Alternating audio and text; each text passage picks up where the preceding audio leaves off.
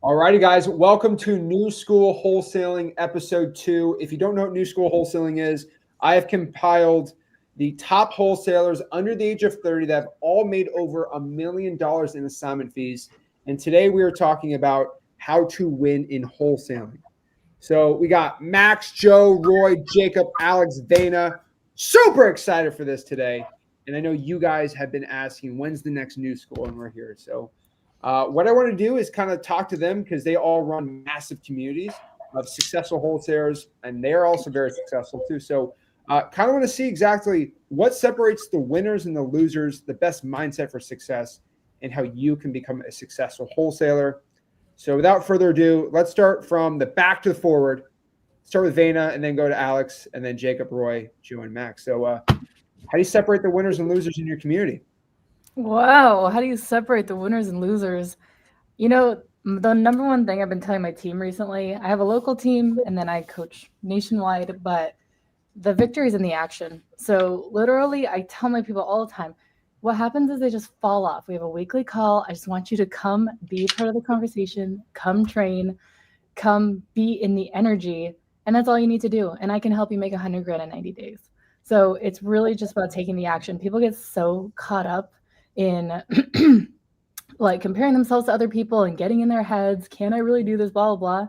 If you just spend all the time you spend doing that and saying these things to yourself, you spend all that time actually just doing the work, you can become very successful within 90 days. That's what I'll say for now. Perfect. Alex. As far as mindset, positioning, winners, losers, I'll never be the type to say there's like a special secret to any of it. It's pretty simple, right? Luckily, with the business we're in, there's not really a risk. So essentially, we are able to go all in and not have to worry about anything bad happening, other than spending more time. So that's the one. The separation in every aspect is, who's actually persistent. Because obviously, when you're not successful, well with something, it's tough to keep the motivation going. And that is why discipline matters. Motivation doesn't. Motivation helps. Your mic's kind of messed up, Alex.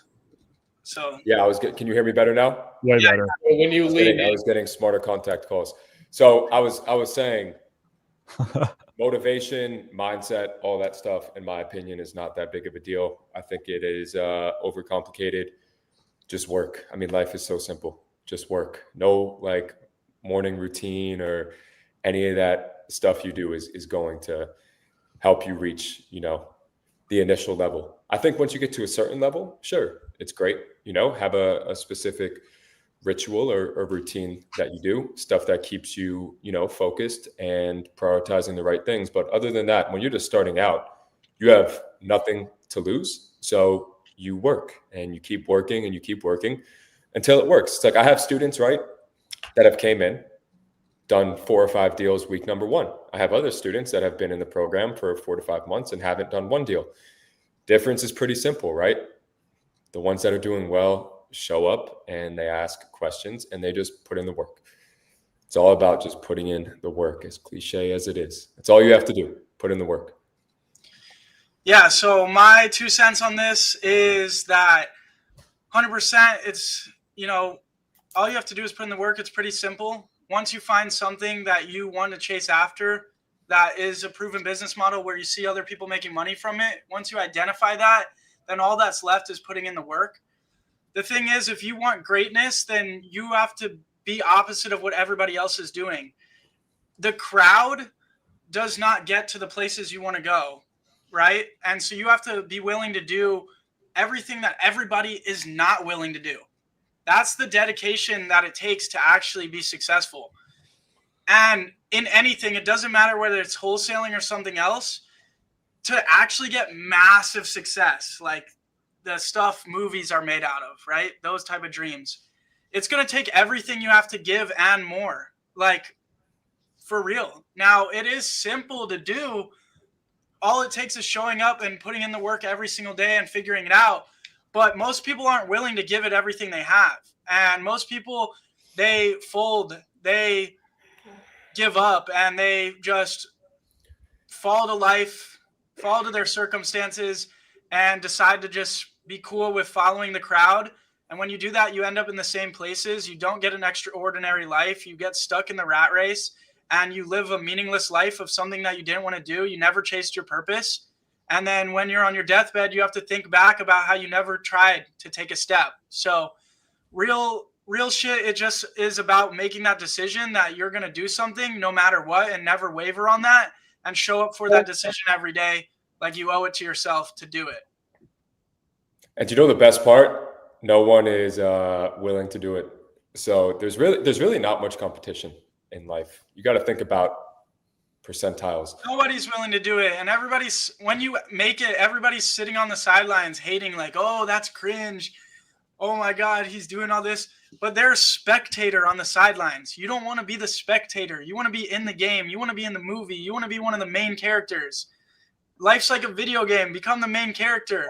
But it takes everything you have to give to level up all the way. So most people aren't willing to do it. So there's a straight shot to winning if you're willing to do it. Just got to take it. Yep. Roy, you're on mute, brother. No, to piggyback off that, there's literally no competition. Like, whenever you think there's saturation, there is not. The people who are getting started don't last long enough to stay consistent. They just completely fall off. So you already beat them. And the people who already do make it and are making a bunch of money in wholesale real estate, they get complacent, they get comfortable, and then they fall off. You just continue to stay consistent. You can beat both of them. My advice, just because I've talked to almost 100 new beginner wholesalers, I've seen tons of them be successful, ton of them fall off. The number one thing I want you guys to realize is your current self right now isn't capable of getting the result that you desire. Because if it was, you would already have it. So what you're trying to do right now is you're trying to create this whole new version of yourself, a higher version of yourself, to actually start getting the things that you want, like the Rolex or the car, or just $10,000 a month. You need to realize whenever you do make that leap into changing your reality, it's going to come with a set of challenges. And the thing that separates the people who make it and don't make it is the people who do make it. My clients who have closed went from not knowing anything in wholesale real estate to closing multiple deals, is they were thankful for the challenges, and they saw the challenges and they went all in and said, I'm going to embrace this challenge. I'm going to overcome it. I'm going to get knocked back down, and I'm aware of it, and I'm going to get back up, and I'm going to keep fighting.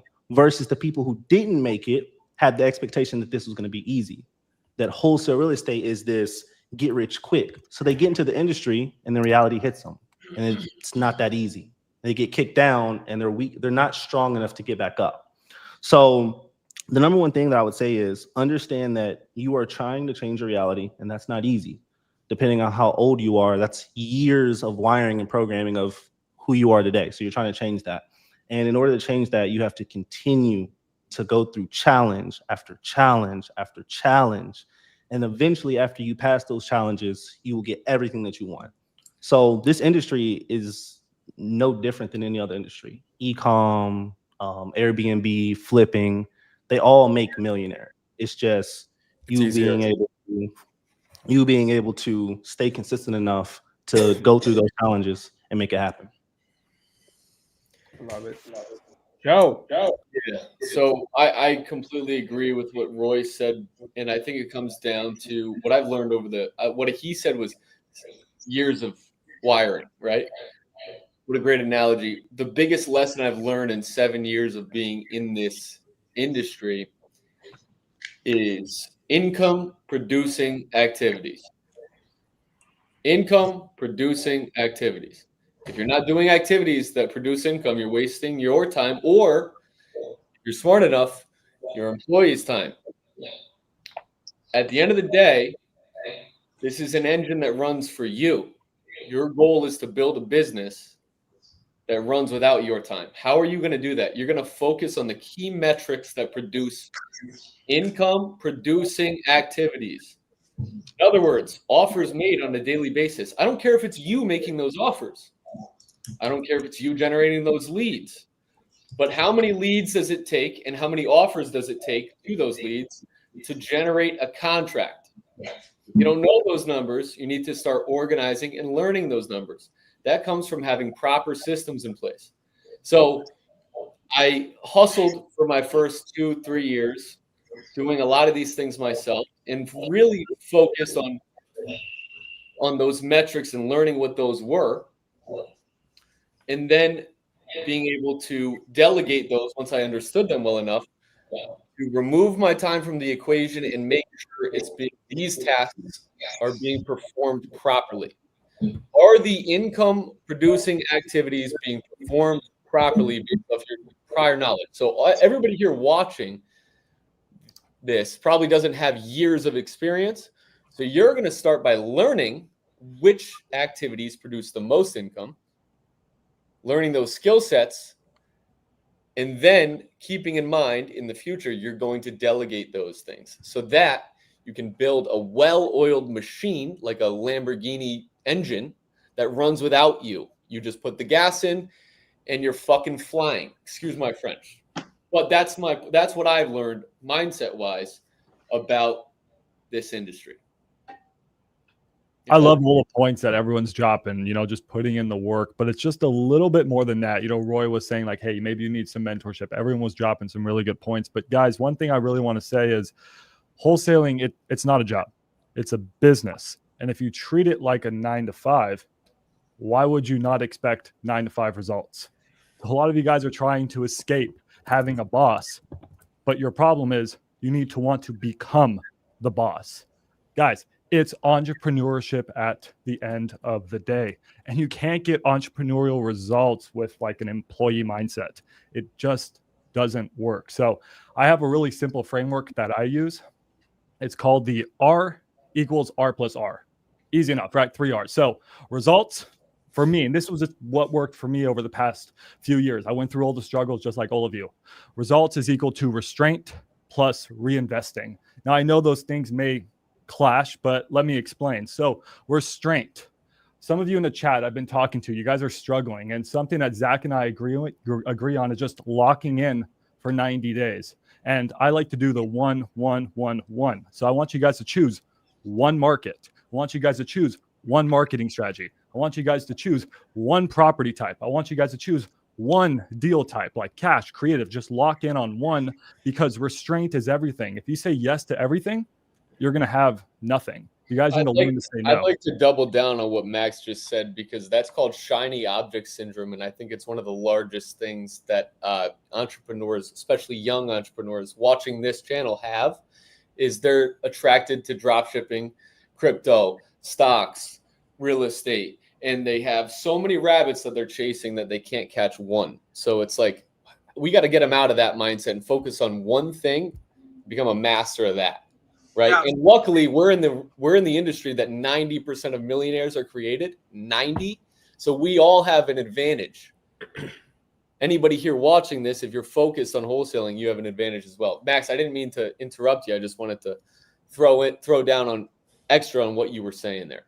Dude, you're 100% right. Because when I was struggling at wholesaling, it was because I was chasing big multi-family $1 million shiny objects, too many things. So when I became a millionaire wholesaler, guys, it's because I chose Dallas, one market. Then I chose one marketing strategy. For me, that was JVs. Okay. Then I chose one property type, houses. And then I chose one type of deal, cash. I just locked in on those and I did it for 90 days. And then before I knew it, I did over 100 deals. Now I can expand because I have the network, and it's the last R. After, remember guys, it's restraint is equal to results is equal to restraint plus reinvesting. Now, after those 90 days, I had capital to reinvest. And you need to believe in yourself, because this is a whole other problem that I had as an entrepreneur.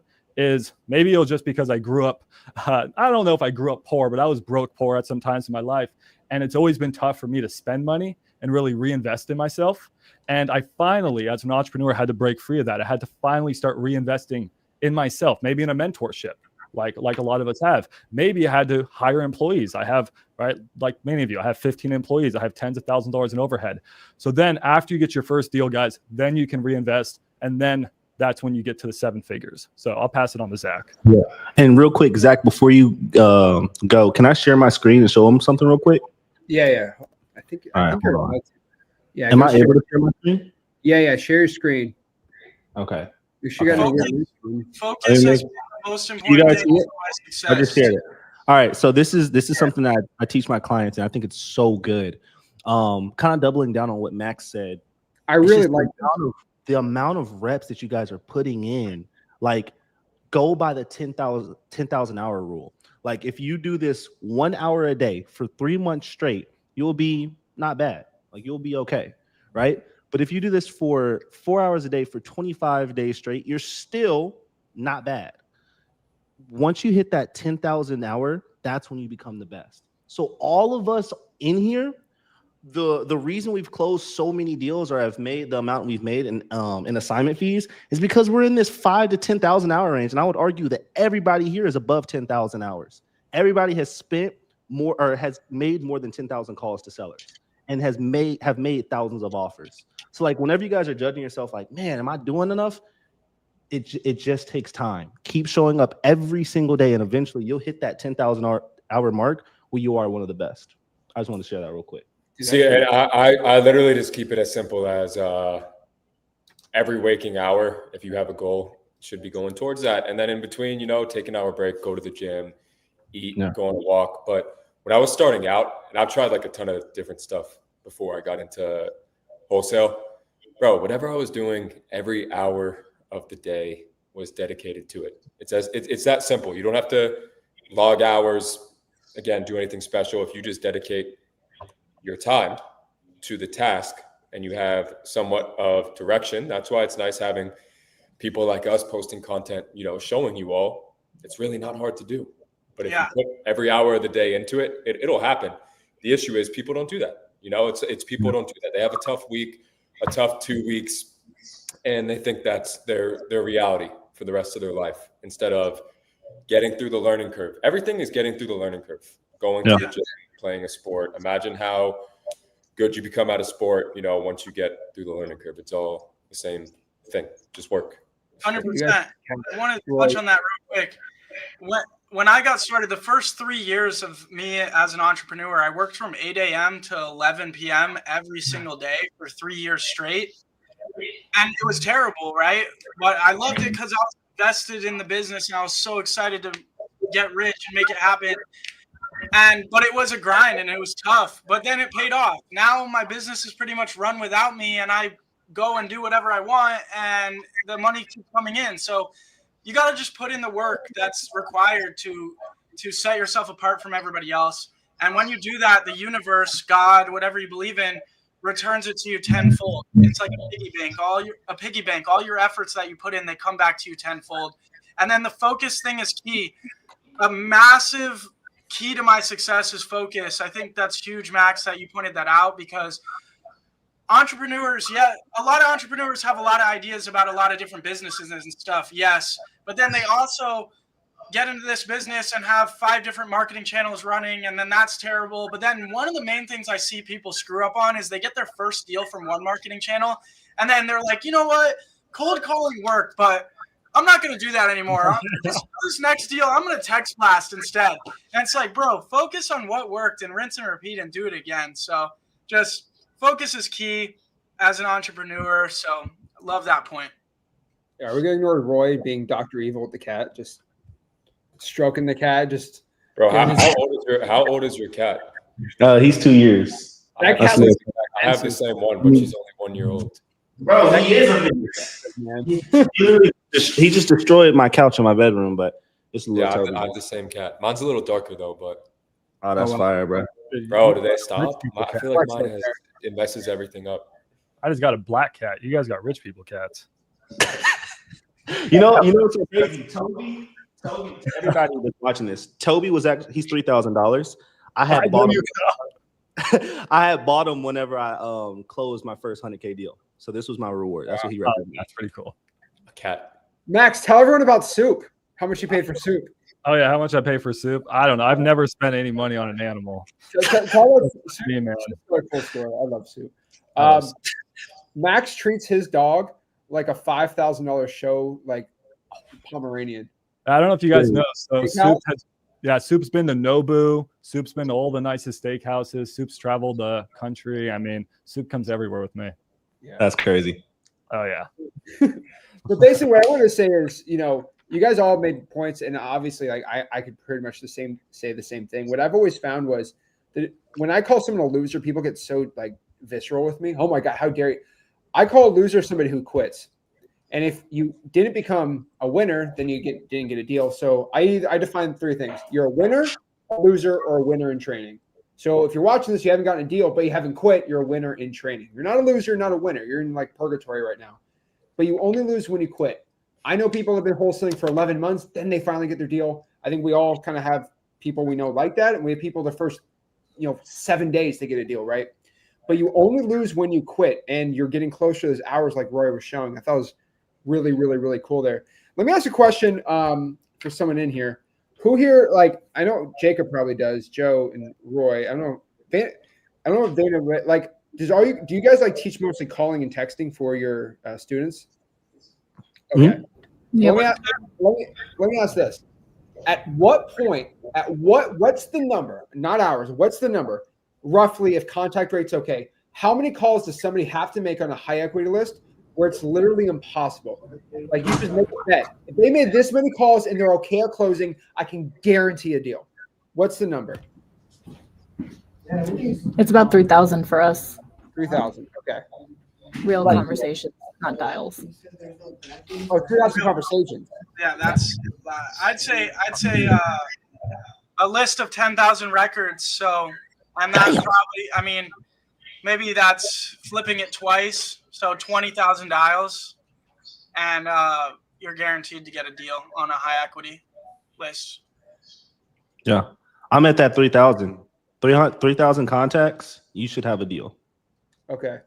And then I flip that on like would that be 30,000 dials at 10%? It really depends, I guess, on the contact rate, right? So, but this is the thing I want to tell you. Honestly, what I would say is it depends on market. Like I've seen people in micro markets that do it on like their I was going to say 300 call, 500 call. Yeah, oh, yeah. I think so. At the end of the day, for us, we don't track it like that, but that's mainly because we use good English callers, so they just file the phone numbers, they generate the leads for us. But it takes us about 20 leads generated from them to convert that to a deal, and that average deal is 25,000. So that's how we do our metrics. We don't track per phone number how many of those it takes, but maybe we should. We just don't have an expense per phone number, so it's hard to do that. But at the end of the day, what we're talking about is metrics, X amount of leads to contracts. What's that expense? How much is your cost per contract, and are you making money? So I think that's important to focus on. I guess I'm curious, Zach. So texting or cold calling for you is better? It's both. I'm always saying on my end, right? If you can have a system, which some systems have it, where you call them, they don't answer, you text them instantly. You text the people that don't answer the call, because some people are just like, oh, I don't know who that is. You at least text them. I think 90% of people, even if you are a dirty Android guy like Max, they still read the text. Every time I text them, I see the green club. I didn't think anybody else noticed it. I'm sorry. If you just have to bully him to get a. I have an iPhone. Crazy. I'm just not going to give it to you guys. If you guys treat me like this, man. I thought it was with the pirate brand. I thought it went with the pirate brand because it's like old vintage. It's off brand. I really hate this podcast. I really do. But to give everybody something, $5,000 of free software stuff. So we bought some time. But one thing I do want to add with mindset with everything. I think energy comes with mindset. I'm not going to get all foo-foo with it, but I think I've seen every single one of us in here all work out like crazy. I think that's one thing I'll tell you with my energy, that when I feel good about myself, I'm like I feel like energy, like I can close sellers better. I'm just excited about the day. I'm not depressed. And if I have to go like a week or whatever without working out, like I'm like sluggish, sad. And I everyone thinks it's all foo-foo stuff. But like I legit see my life a lot better working out than anything else. I do want to say this. Underrated. I do want to say though, I worked out like all high school or like before I was 16. I had worked out for like 3-4 years or I whatever. couldn't tell. And then I started my wholesaling business. I was skinny, but I was in the gym and every day. But dude, I started my wholesaling business. I barely worked out for like 2 years because all I could do was focus on my business. But I will say, once you become successful, to get to the next level, building yourself in the gym and really dialing your health in, that's how you get to the next level for sure. But I would say you could throw the gym away if you're going to work 14-hour days on the business. I would say. Look at Jacob Blank, 17 years old, and look at what Jacob Blank looks like now. Okay. Yeah. See, I was cooked. This is way higher now. I was cooked for sure, but I was focused, bro. Focused. Yeah. You're just gonna work out though like crazy now, and you're making enough money. That's why I want to add. I think working out though is the same thing that just helps with your callousing and your discipline. Like I have to, for the last like 7 years, I haven't been able to take a week off from the gym.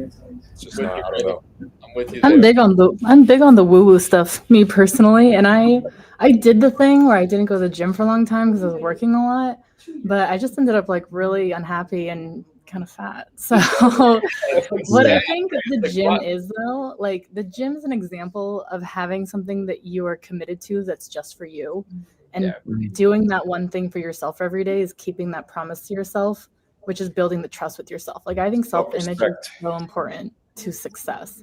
So when you have that integrity with yourself and you say, I'm doing this just because I said I'd do it, just like, you know, when we were all new and we were all cold calling or whatever we were doing, we didn't do it because we wanted to talk to strangers. We did it because we said we would, and that's it.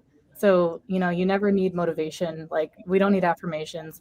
We don't need any of the woo-woo crap. Truly, all we need is to commit because we said we did. Like that's. And if you don't respect yourself, no one else will respect you.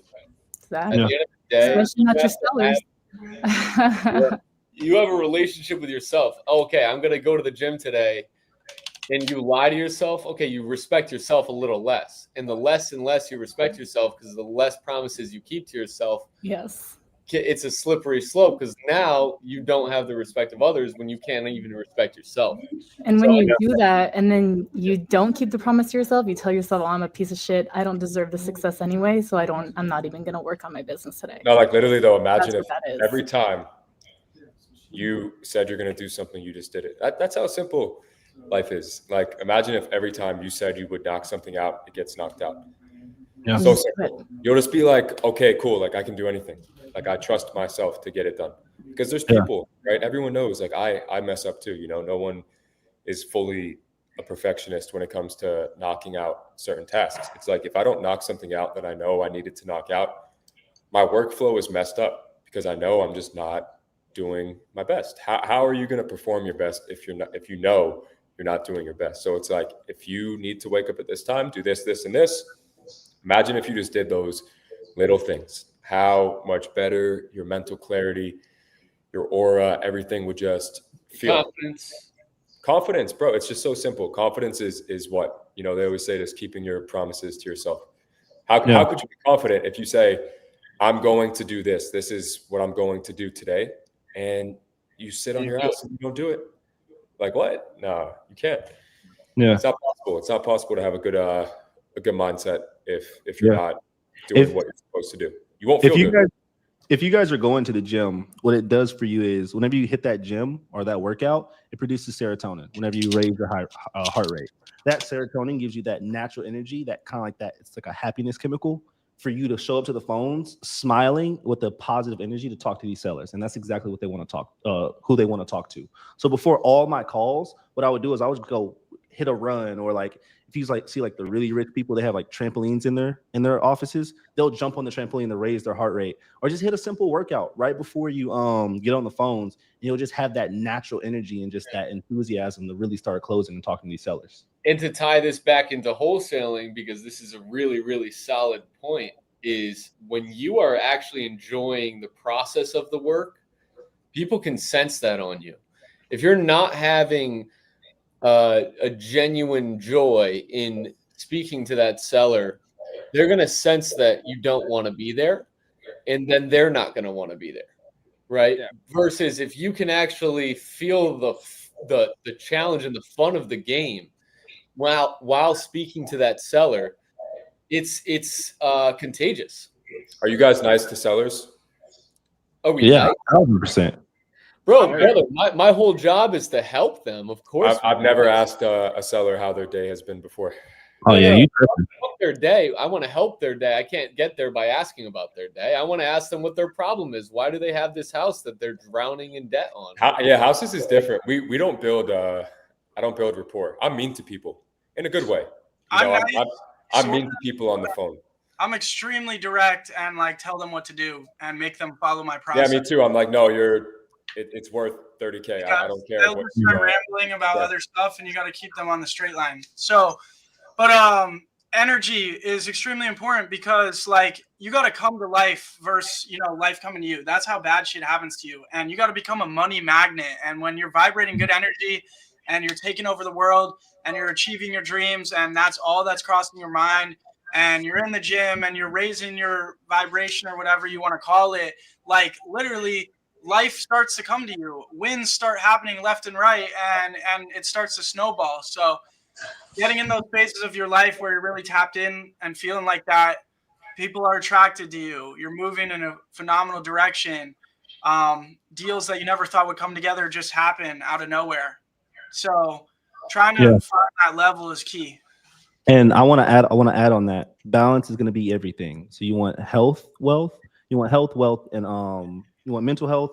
Hold on. Let me repeat that. You want to be good mentally, financially, spiritually, and socially. That's what I usually optimize for in health, right? This book right here will teach you exactly how to find that balance. So health, mental, spiritual, and financial. Those are the four. My bad. Read this book right here if you guys want more education on how to connect your health, spiritual, and how it helps you actually grow as an entrepreneur.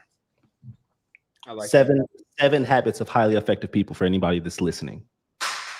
Dude, I love it, man. Max works out at like 11:30 every night. Yeah. I don't know how he does that. He always puts it in though. Hey, I'll tell you that. He works all day and then just like goes to the gym at like night. I will go at 1 a.m. I will just not end the night if I'm not at the gym. It's just I'm in bed. Made it a routine. I'm gonna stick to my routines because it's really similar to like what Alex and everyone was saying. Like if I can't make the routine of going to the gym, which is like a few minutes away and it's super easy, I'm not gonna make the routine of doing everything else I need to do. And you go in the morning. Honestly, I used to, but now work is a priority, unfortunately, for me. So it used to be, but I will say that I get some of my best thoughts at the gym. So all of my most creative ideas actually come when I'm at the gym and I'm alone there at like midnight or just thinking and just me and the weights. So if you guys are ever stuck, just go to the gym. I'm telling you, just working out, going on a run, you'll get a lot of good ideas. I'm in the gym 4 or 5 days a week, no matter what. But from 16 to 18, the only priority I had was getting rich as possible, as fast as possible. I cared about nothing else. It was the only thing I was going to do. It was the only thing I was going to spend every waking hour on was getting rich for 2 years. Literally did nothing else. So that's great, man. Didn't see my friends. Like, there's a lot of sacrifices that have to happen to really get to where you want to be. Sometimes you got to sacrifice the stuff you like to do, the friends, the hanging out, the gym, your health. Like, it happens, but that's part of it, man. And I'm sure all of you agree you've had to sacrifice a lot of things, a lot of relationships. The list goes on to get to where you've been, because you can't have the life you want without giving up your old life. You can't become who you want to be without giving up your old self. And sometimes there's a transformative stage of that where you are only focused. You literally only do the one thing that's going to get you to the place where you have way more options to grow and build your life. So, yeah, hustle culture is a little crazy, though. I'm not going to tell you if this is different advice for different people. If you're a guy and you're married to your wife and you have 2 kids, don't do that. He's talking about when you're 17, 18. It's a lot different. One thing I'll tell you about mental health is one thing I learned was when I got out of college, all my other buddies went Goldman Sachs, crazy hedge fund, work 18 hours a day. All the top hedge fund guys gave this one advice, and I use it to this day for me in wholesaling because I used to work 15, 16 hours a day.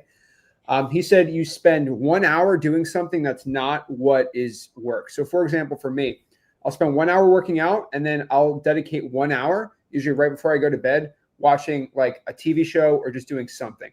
And so what I always did was on Sundays, I watched the Dolphins, and I'd watch like 30 minutes of like a TV show or something, right? That's how I was able to get through One Piece, the whole thing, 30 minutes a day. But I will tell you this. You don't feel here's the thing, you do that for 30 minutes, then you don't feel guilty at all. Then you don't slack off. It's like, hey, I have my 30 minutes to watch my TV. I cannot slack off anymore. And that makes me like 2 hours off, 14 hours on. But that's kind of what I've done just to keep going. I mean, I don't have an off switch, so I have to. Yeah, I don't know what it is for me. When I do stuff like that, it like throws me off. Like I feel like when I get dopamine from like anything other than like making money, I just get thrown off. Like I started playing like video games and stuff, because I had like, I was like, damn, I need a break. But then when you start doing that stuff, that's like where your excitement and your dopamine comes from, and it's not good. Like you have to, if you want to have fun, go to the gym, go on a walk, or go to dinner. I can't watch TV, man. I love the video game analogy because, dude, I always wondered, like, why are people playing GTA rather than just like living GTA? Like, get every car. Don't you play video games in your little Sprinter van, brother? Call of Duty, dude, a little Forza. You know what I mean? But then we go into those cars that we're playing in. Yeah. I mean, like, it's a little more. You can take the Sprinter van to the Lamborghini and then go drive. You know what I mean?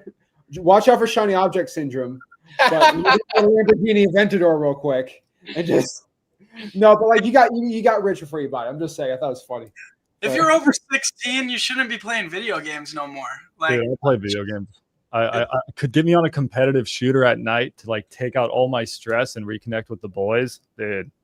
Dude, I got no wrong with a little college. I got this back here with this, Maybe you're playing for an hour or two, but I mean, I'm not on their old time. Guys that are 18 years old playing all day long, like, dude, how are you? And then they wonder why they're upset and hate their life. It's like, it's crazy. All the gamers end up getting rich though. I feel like some do. Like the past gamers, obviously they're no longer. Oh yeah, a lot less people that got rich gaming than people that found out about wholesaling and actually tried to wholesale. So if you're watching this podcast, the right thing is wholesaling. There's so many people getting rich doing it. There's so many people doing their first deal, making $20,000 in 30 days. It's not impossible. We all put our pants on the same way, one leg at a time too. None of us are different. We're not so smart. Like anybody can do this too. So that's the thing too. You need to kill the limiting beliefs and know that in this life you can get everything you want. And like manifestation is real too. Like everything I wrote out and everything I wrote on my whiteboard and everything I dreamed of has become a reality in my life. What you think about manifests into your life. So sometimes you just need to grab a notebook and a pen, man, and do some deep thinking about what you really want your life to look like. Like, have you ever sat with yourself and asked that question? Where do I want to be? What do I want to do? How much money do I want to make? Like, these are questions as you're becoming a man and becoming a woman and growing up that you need to be asking yourself. Most people float through life never asking these questions, and that's why they end up where they don't want to be. They never planned where they wanted to go. Yeah. And honestly, to make it even simpler for you guys, if you guys want to have a work-life balance, just understand how many hours you need to put into your business and put it into your calendar. I actually got this from following Dana. You had posted a story and you're just like, if it's not in the schedule, it's not going to get done. So you put everything in your schedule. And I was like, that's fucking genius. I don't know why I didn't think about that. So now I put everything in my schedule and I block out every single little part of my day, not in a way where I'm like a robot and then like at this time I have to do this, but in a way where I have blocks and I know I can work towards growing my business at this time. And from this time, I'm taking time for myself. Zach, I have a question for the panel, if it's okay if I ask. Yeah, I think dude, it'll mindset as well. calendar looks like a Christmas I need tree. to know your schedule. Because by the way, It's- everybody in here, Zach says post every single day and live stream. And I'm looking at my calendar. I'm like, where the fuck do I put that? All right, Sorry let me for say my- this. There's put only that. one other person on here that took me up on that advice, and their views are up like 1,000,000%. Did anybody in here's views up 1,000,000% over the past 2 months? I don't know. It didn't, not a million, but enough. In here? Anyone in here's up like 300% on their YouTube channel? Oh, I guess one guy took my advice. I got to calculate. I'll just be honest. I did take his advice. My YouTube subscribers doubled in pretty much 2 months, and I went from 1 to 50,000 on Instagram. So Can I have that advice too? What was the Yeah, advice? I need that advice. I texted Bro, everyone- man, you're blowing texted up, bro. my advice, and I'm going to say it recorded. In the If you Instagram, post more, people know you more. Like, for example, I told Max, I said, Max, you're pretty good at closing sellers, even though you're not known as a closing guy. Why don't you go live and just start closing sellers? And then Jimmy went on the phone, and it took him forever to close them, but he still closed them. hey, I bought And- that house. Yeah. And so, hey, the invite's open for everyone. Me and Max went live for 5 hours, and we closed, I think, 8 deals between the both of us. People want to see real stuff, man. And so my schedule is time blocked like crazy. I spend all day working except 2 hours. No, actually 3 or 4 now. I don't get my personal life, but basically 1 hour doing nothing that's not workout, 1 working out, and then I have like 2 or 3 extra free time, and then I just work all day. Yeah, every single rich person I know has their Google Calendar blocked out. So like, Disgusting. I just copy what rich people do. If they go to the gym at 4 a.m., fuck it, I'm there. I'll tell you this, Roy.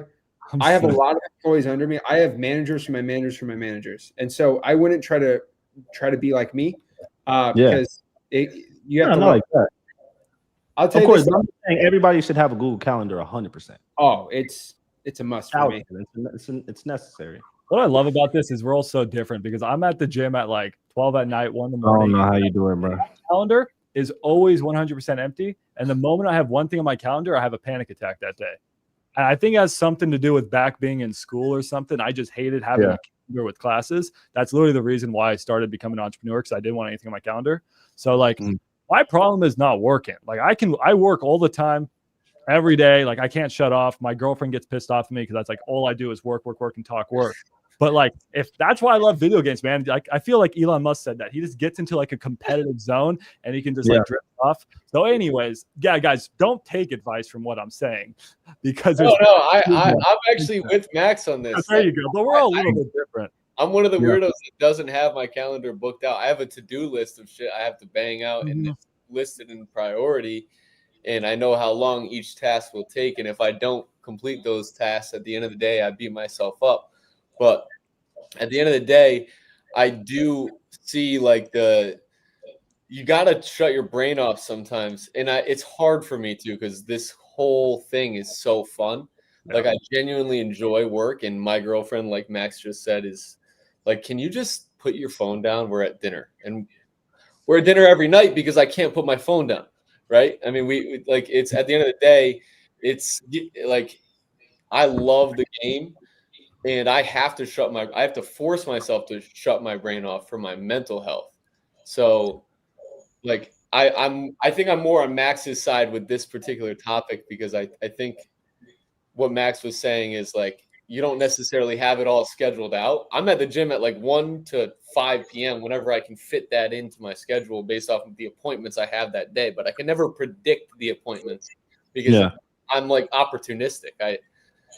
I take things as they come in, and I'm just ready to go at the beginning of the day. So I don't know. That's just my mindset. I don't know how else to put it. That's kind of me. I roll with the day.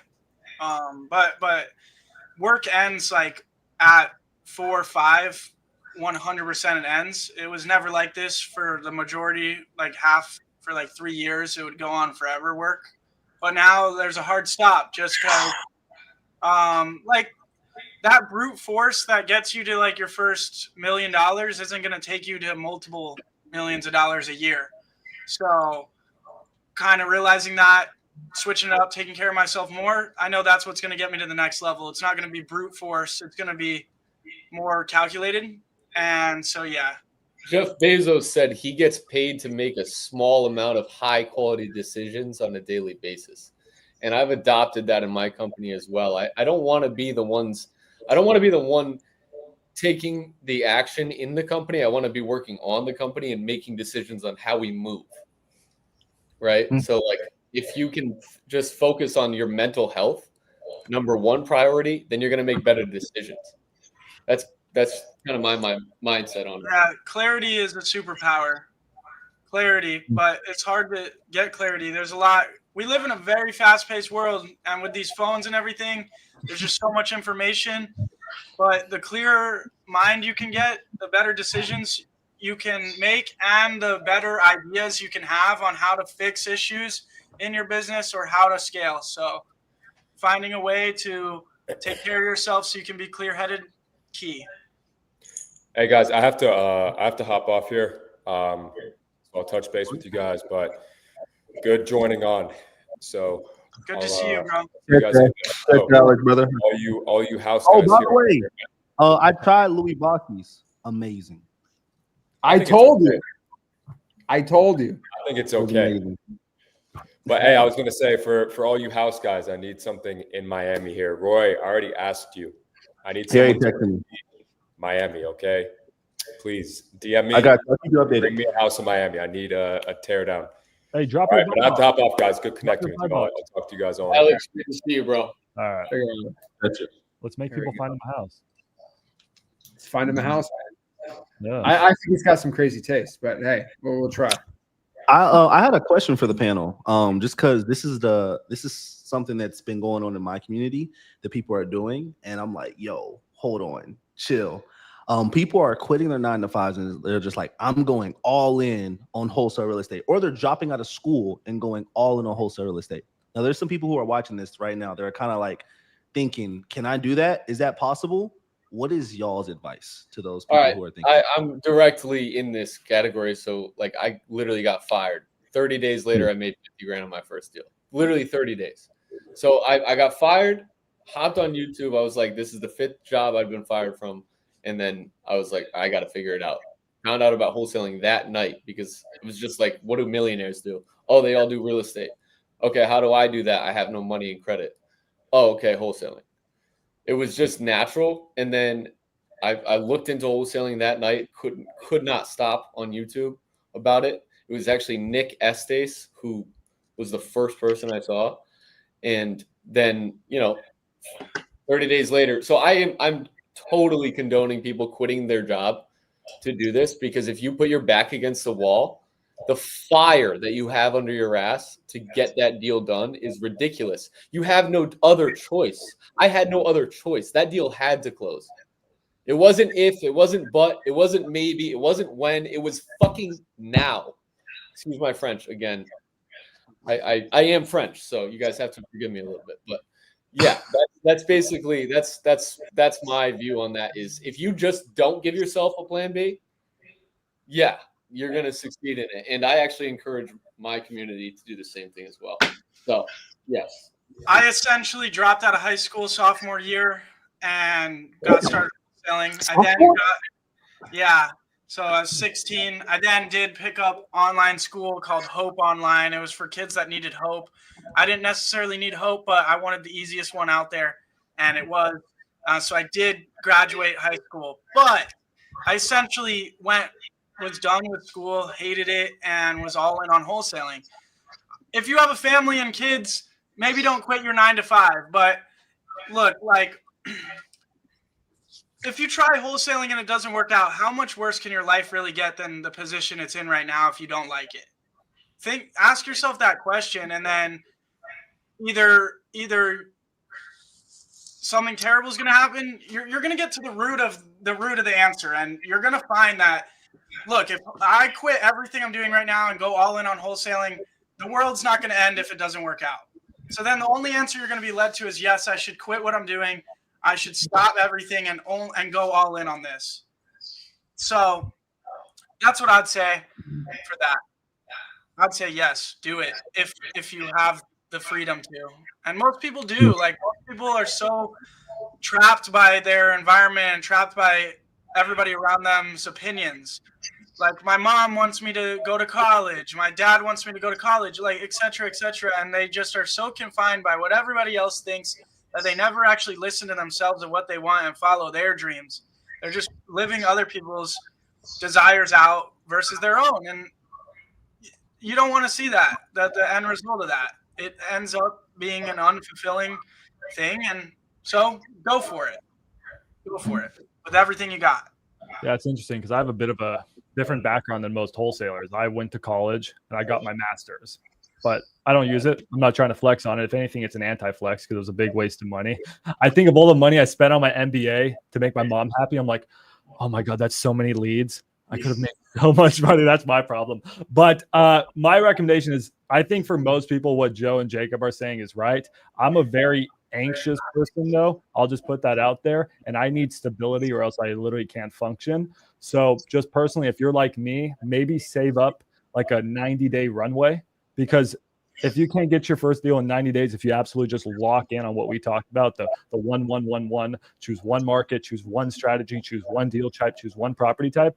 And I mean, Zach is literally promoting that right now. Like, if you guys can't get it in 90 days doing exactly that, then I'm not going to say this is the right business for you, but something's wrong, right? So my opinion is just have a 90-day runway. I mean, I don't want you guys, living on the streets. That's the last thing I want for you guys. But if you can budget for 90 days, just do it. Just rip off the Band-Aid and go for it. Yeah, I agree. Yeah. I'm not probably the best example because I graduated from college, but I did graduate college in 17 months. So, but the thing is, don't follow what I did. I would probably not go back to college, but I have a photographic memory. So I was able just to, like, no joke, just read a book and do 1 hour class a day. And I was able to take it online. But I probably would not go to college if I knew about wholesaling. But if you're in college now, just keep it up. I had a whole cold calling center in college. It was great. People have so much fear to chase their dreams, like so much fear. And they're scared of it so much that they never follow the thought. Like, follow the fear. Think through all of it. What's the worst case scenario? It's probably going to lead you to take the first step in wholesaling. Yeah. Do you go to college, Vanna? I did not go to college. I finished out high school, and I was a very good student. I actually was admitted to college. And so that was like a really crazy summer for me to decide what I was going to do. And ultimately, I decided not to go and just do real estate. And I think, like, at that age, like, there is no question, I think it wasn't even hard. I think I just made it hard for myself, but there's no question that if you are living at home and you don't have any bills and you feel this calling to chase some sort of entrepreneurial dream or endeavor, just do it. Like, what's so bad about giving yourself a shot for 6 months or 12 months?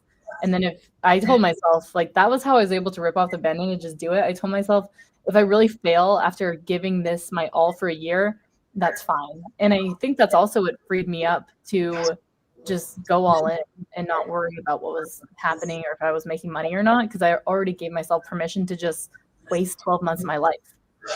And that's what gave me the energy and the mindset and the whatever to actually be very successful in that first year. I love that you say, like, give yourself a shot. I like that because in life, you only get so many shots. You only get so many shots at these various opportunities. There's these crossroads in life where you have the decision to do something or waver away from it. And those crossroads, you only have so many of those in your life.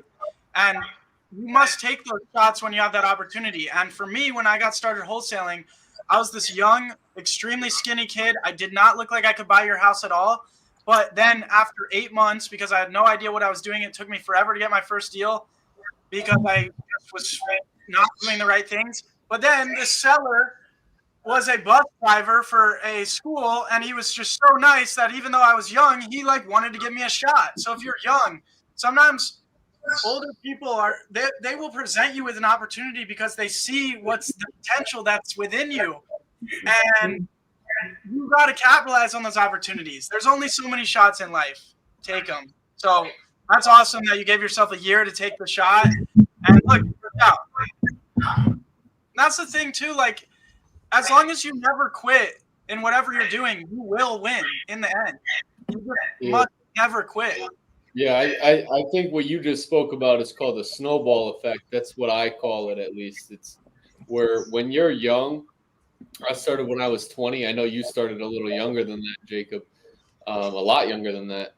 But it's still the same thing. I mean, when you're young and you get some traction, people start to believe in you a lot.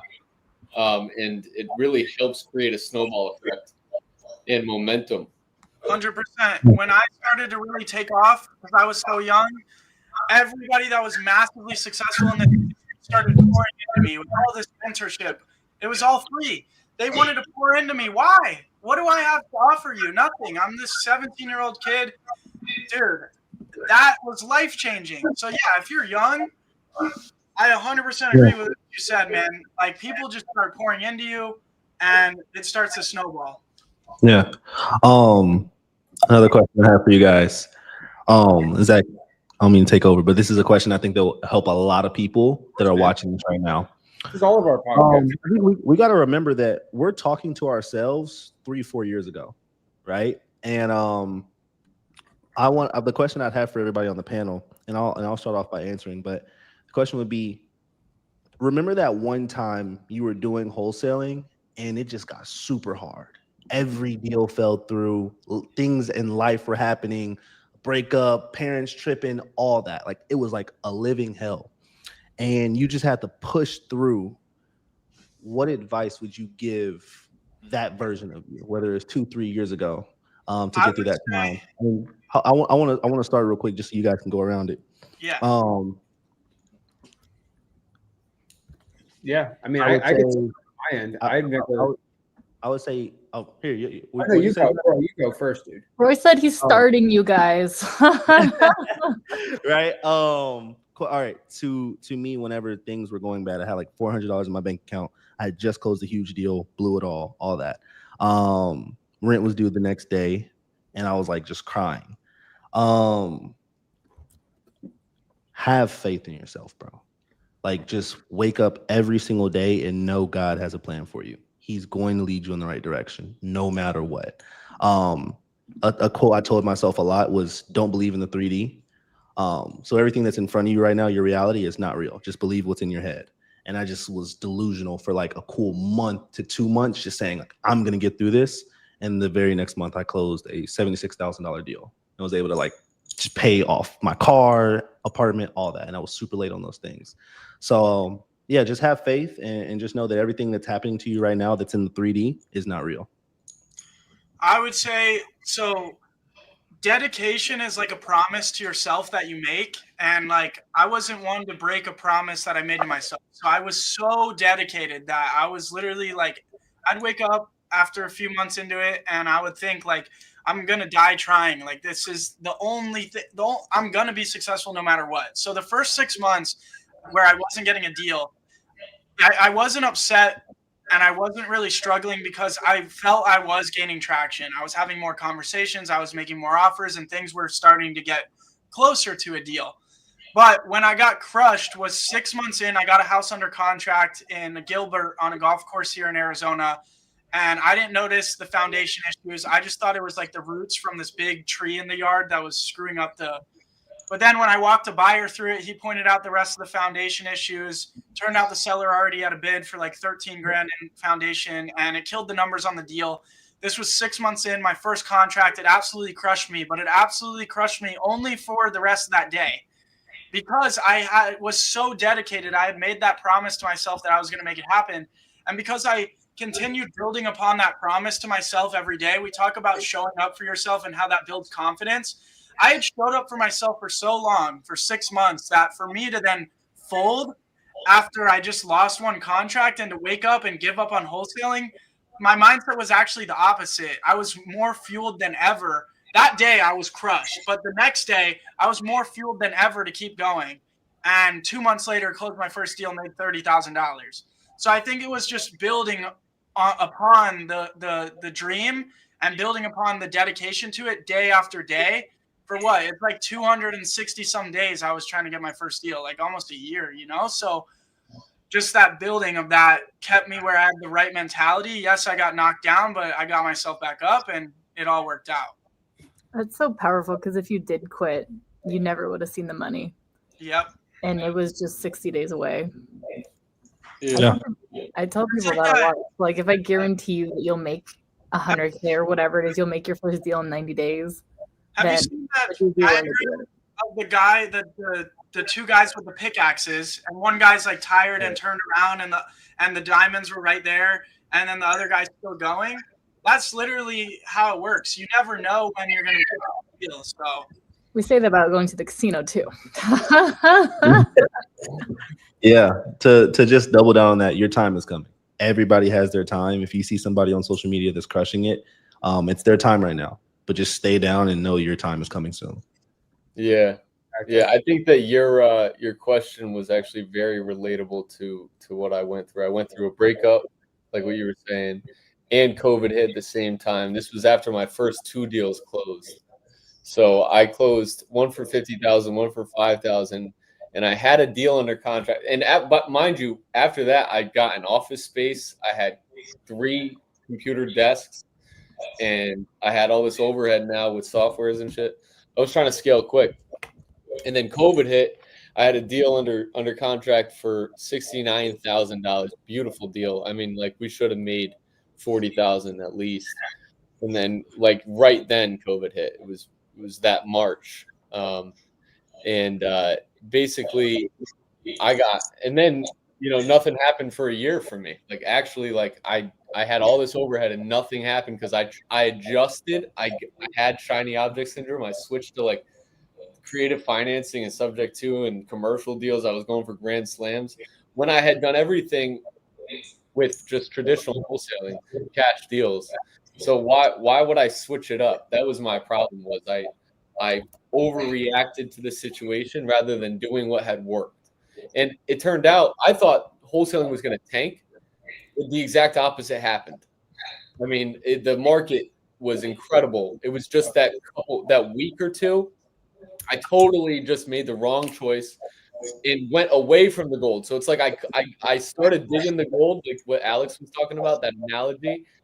My story was a little different. I started digging the gold. I got a little bit of gold, and then this earthquake happened, and I ran away from the mine, and I was just going different directions.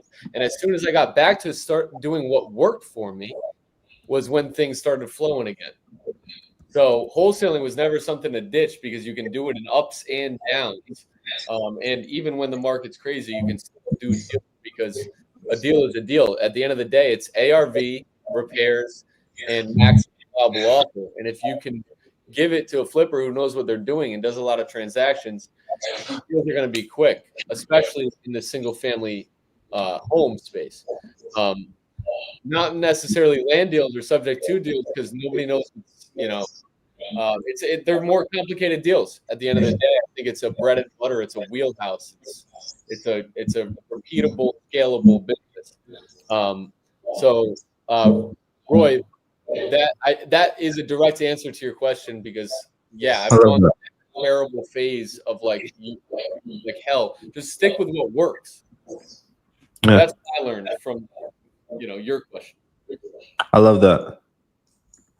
Max. On my side, and I had an experience not too long ago, guys. So, I've bought my first house 10 years ago, but I had started real estate investing really like 3-4 years ago. And I had one of my big shakeups that happened less than a year ago. And it was actually Zach that actually, gave me the advice. He just said, you just have to go with the hard choice. And so you just, guys, if you're stuck, just go with the hard decision. Don't go with the easy decision. And the hard decision will end up being most often the right decision. I had a partnership with some other guys. We grew it to a 7-figure company. And then it was pretty clear that it wasn't going to work with them. So I was faced with 2 decisions, stay in a bad relationship or break off of the relationship and then start a brand new company from day one. And I went with to start a brand new company. And now in 9 months, my company's bigger than I ever could have imagined. But it was not easy at first. But you got to make the tough choice. And there's a lot. I mean, even us up here, we're facing some of these tough choices right now. And we're struggling with our own struggles. Obviously, maybe it's not getting our first deal, but it's just some other issues. So you guys are not alone. We're really no different than you guys. And we were in your exact shoes, maybe me a few years ago, maybe Zach 8-9 years ago, but we were all in your your shoes at one point, guys. Oh, Yeah. What about you, Veda? Well, the most fear that I felt in my career was when I was starting and I had no idea what this was really. And I committed myself to cold calling and I hated it because I felt like I had no value to provide and that they were going to see right through me, that I was new, and I felt like I had imposter syndrome. So, the first couple of times I picked up the phone, I cried. I don't know if any of you guys did that when you started. The first time when I first started calling, and my mindset shift there, which was really big for me, was they literally do not care about me at all. They care about what I can do for them. So when I made that shift and I just focus on, making myself valuable, which was learning my market, learning the solutions for sellers, and how to ask the questions to come to a set of solutions for them to pick from, and then just being detached from it, that changed the game for me. And I was excited to actually go out and find people who need help because I work my local market. And so I'm very connected to these are people that live, within 50 miles of me, and I want to serve my local community. But a really dark time in my career, the darkest time was when I was rolling it in. I had made like 100 grand in my first year, and then I made 300 grand in my second year. And in the fall of my second year, business started getting slow and I wasn't making money it was like the third or fourth month with no check. And I was really like, what is happening? It really impacted my self-image. And when I think of myself, I was telling myself, I'm actually not good at this.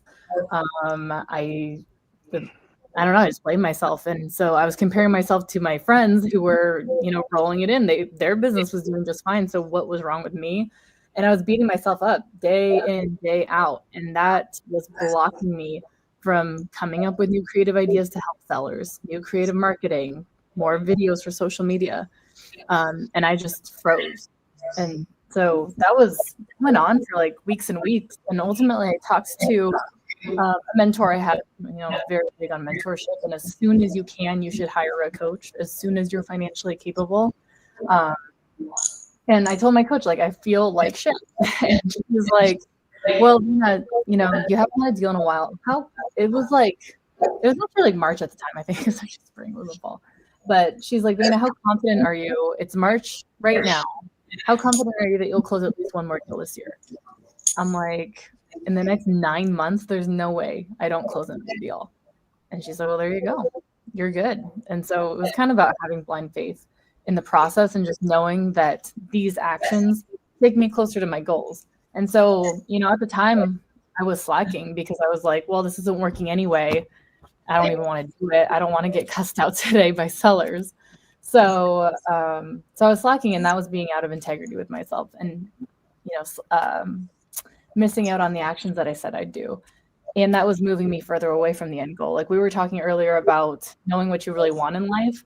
I also believe in, really evaluating your actions. That's why I believe in the schedule so much, is being able to look at what you're doing day in and day out and evaluate whether that's actually taking you where you want to go. Because if you're doing a bunch of shit that's moving you further away from your goal, you're just going to be unhappy. But when you do the things that are moving you towards your goal, you feel great about yourself. Your creativity opens up. Your vision opens up. You feel like you're actually doing the thing. So that's a lot of the mindset that I've had in the last couple of years and got me out of that dark place. It's definitely not easy. So the most fear we've had, is that the question? At the point? No, not necessarily. It's just think about that dark time on your entrepreneurship journey, and what advice would you give yourself in that period? Okay. Well, real quick, to touch on being scared of the phone and crying after it, what I did, just if this can help anybody out there, I liked when I was growing up doing prank calls. I loved calling Domino's and screwing with them. So I just took it as, this is for fun, but with the option to make money. If they get upset with me, whatever, it's going to be funny and I'll be able to make money. So I just went in the mentality with it's a prank call, but I'm going to be serious so I could try to make money. But the darkest time for me in my entrepreneurial career, I've been doing this for 6 years now. In 2021, in July, the market changed. And between July of 2021 to March of 22, 2020, July 2022 to like March of 23. Sorry. From that period of time, the market changed. Everything wasn't really working. Buyers weren't buying deals. And I was spending about $70,000 to $80,000 a month on my business. And I lost about $500,000. Thank God I saved money. But at 19 years old, I was 19. I lost $500,000. I basically had to fire my whole staff. But then I got back to what got me to where I was. So I kept my main acquisition guy, but everybody else was gone. It was just me here at this office with one other person. And I just got on the phone and I recorded videos and put them on my YouTube channel every single day of me calling sellers all day long to go back to the roots of what got me to be successful. I picked up the phone again. I hadn't been on the phone in over a year because I fully delegated everything. And I just got back to what worked. But the hardest thing about that is when you get all this massive success and you're on this rise and then everything switches overnight, it feels like, then you do start to question everything. You question if you got lucky. And what it's like is this: when you are losing, you feel like you'll never win again. And when you're winning, you'll feel like you'll never lose again. But neither are true.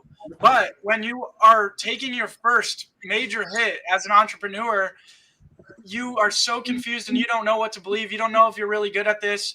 But you got to remember that when you're losing, you'll feel like you'll never win again. And when you're winning, you'll feel like you'll never lose again. But neither are true. So you always got to try to remember that. And I was going through a lot of other bad shit in my life at the time too. So I just poured everything I had into my work. And also this is where I kind of started to really get back into the gym and back into taking care of myself and bettering myself. And I thought this was my main thing too. If I wasn't making money, then how else can I win in life? So every vice I had in my life eliminated.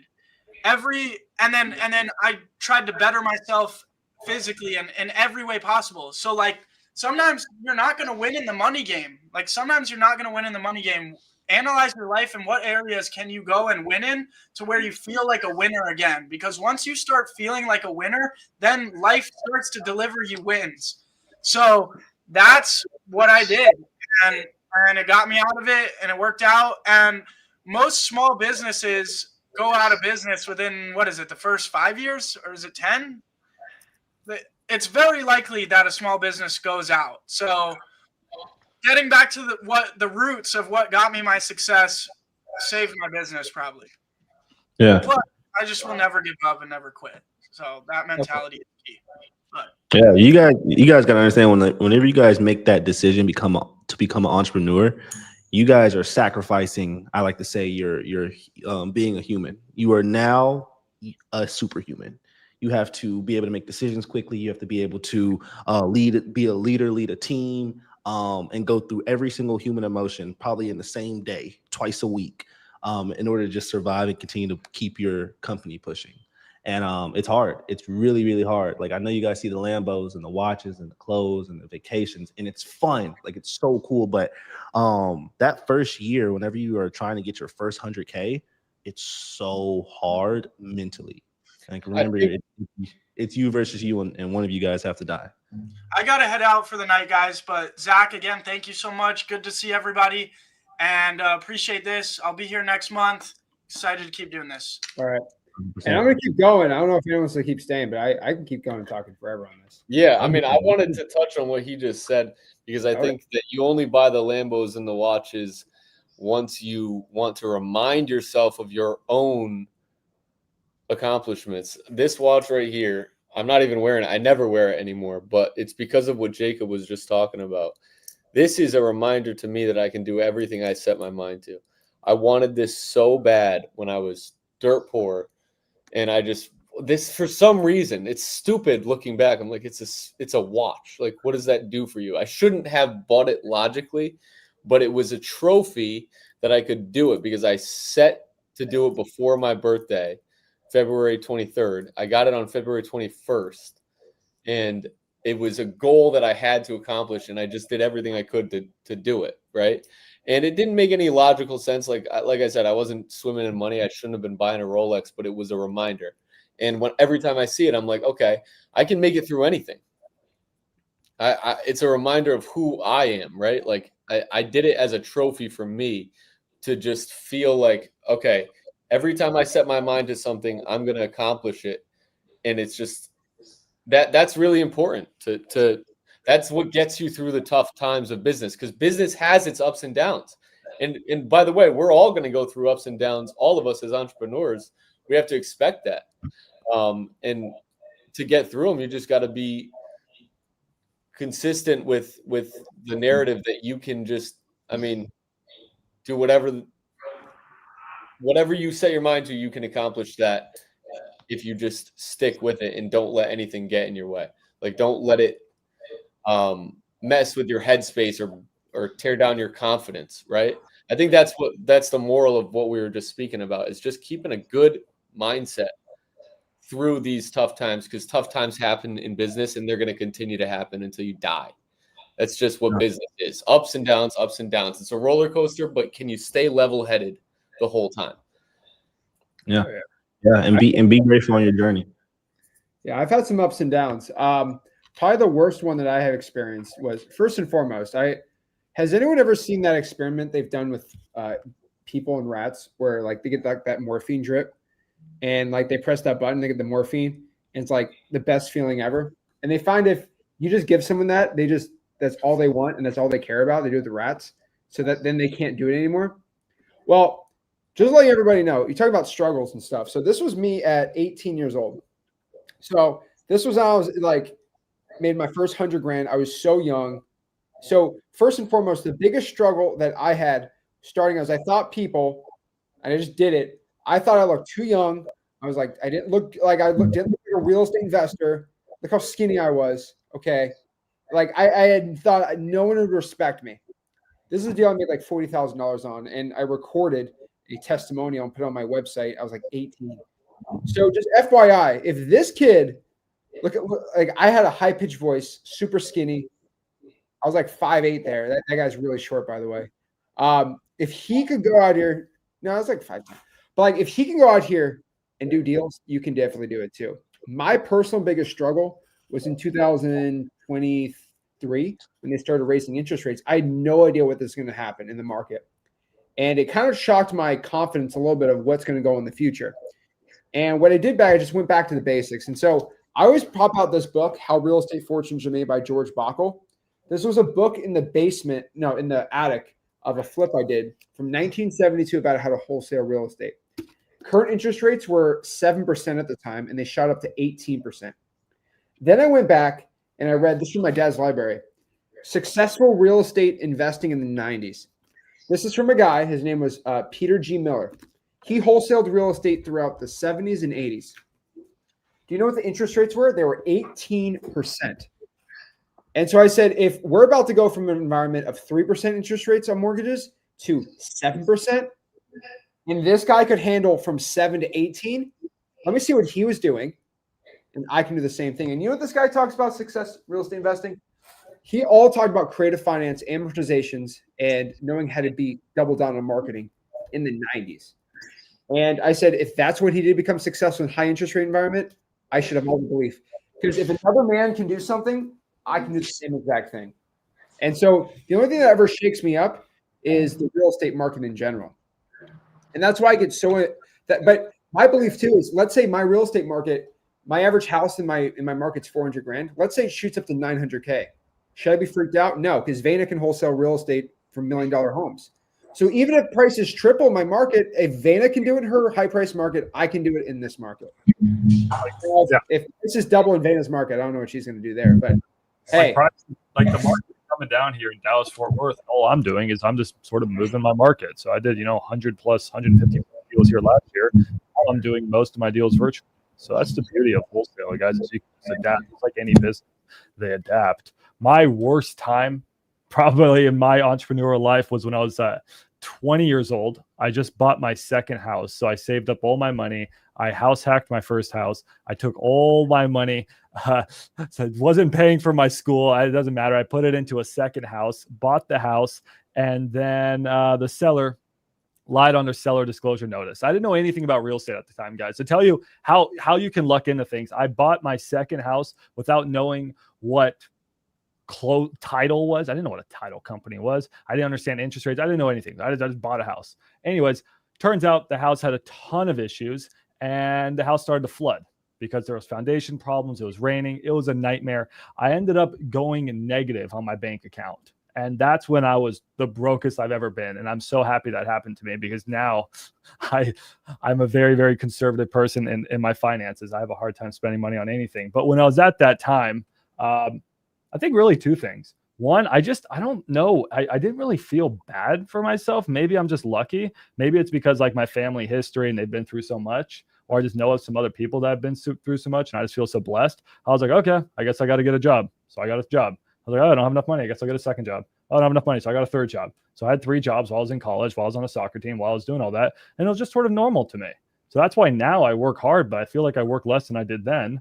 And I just broke it down. I'm a very logical person. So I was like, okay, I owe a lot of money to people. I owe about like $25,000. So I was like, okay, if I can ref soccer games and make $200 a day, I was like, okay, I just have to do this for the next 35 weeks or whatever that was. And I just did it. But I think the other thing I had, and the reason I was able to do that, was I have a really, really good support system. Just like how Zach is best friends with his dad, I'm blessed to have, best friends with my parents. And I know not everyone here can say that, but one thing you guys do have is you guys do have a community. I never had a community when I was going through these situations, and I wish I did. And all of us here, Zach, me, Joe, Veda, Roy, and everyone else who is here, they all have communities. And there is someone who is going through pretty much the exact same thing as you in one of our communities, guys. And please link up and just go through the stuff together, because you really don't need to be going through it alone. You can have a friend go through it with you. We all have school groups. Have you ever noticed that? We all in here have school groups. No joke. That's pretty cool. No joke. Oh, okay. I didn't know we were all on school. Look at Hormozy. You're muted.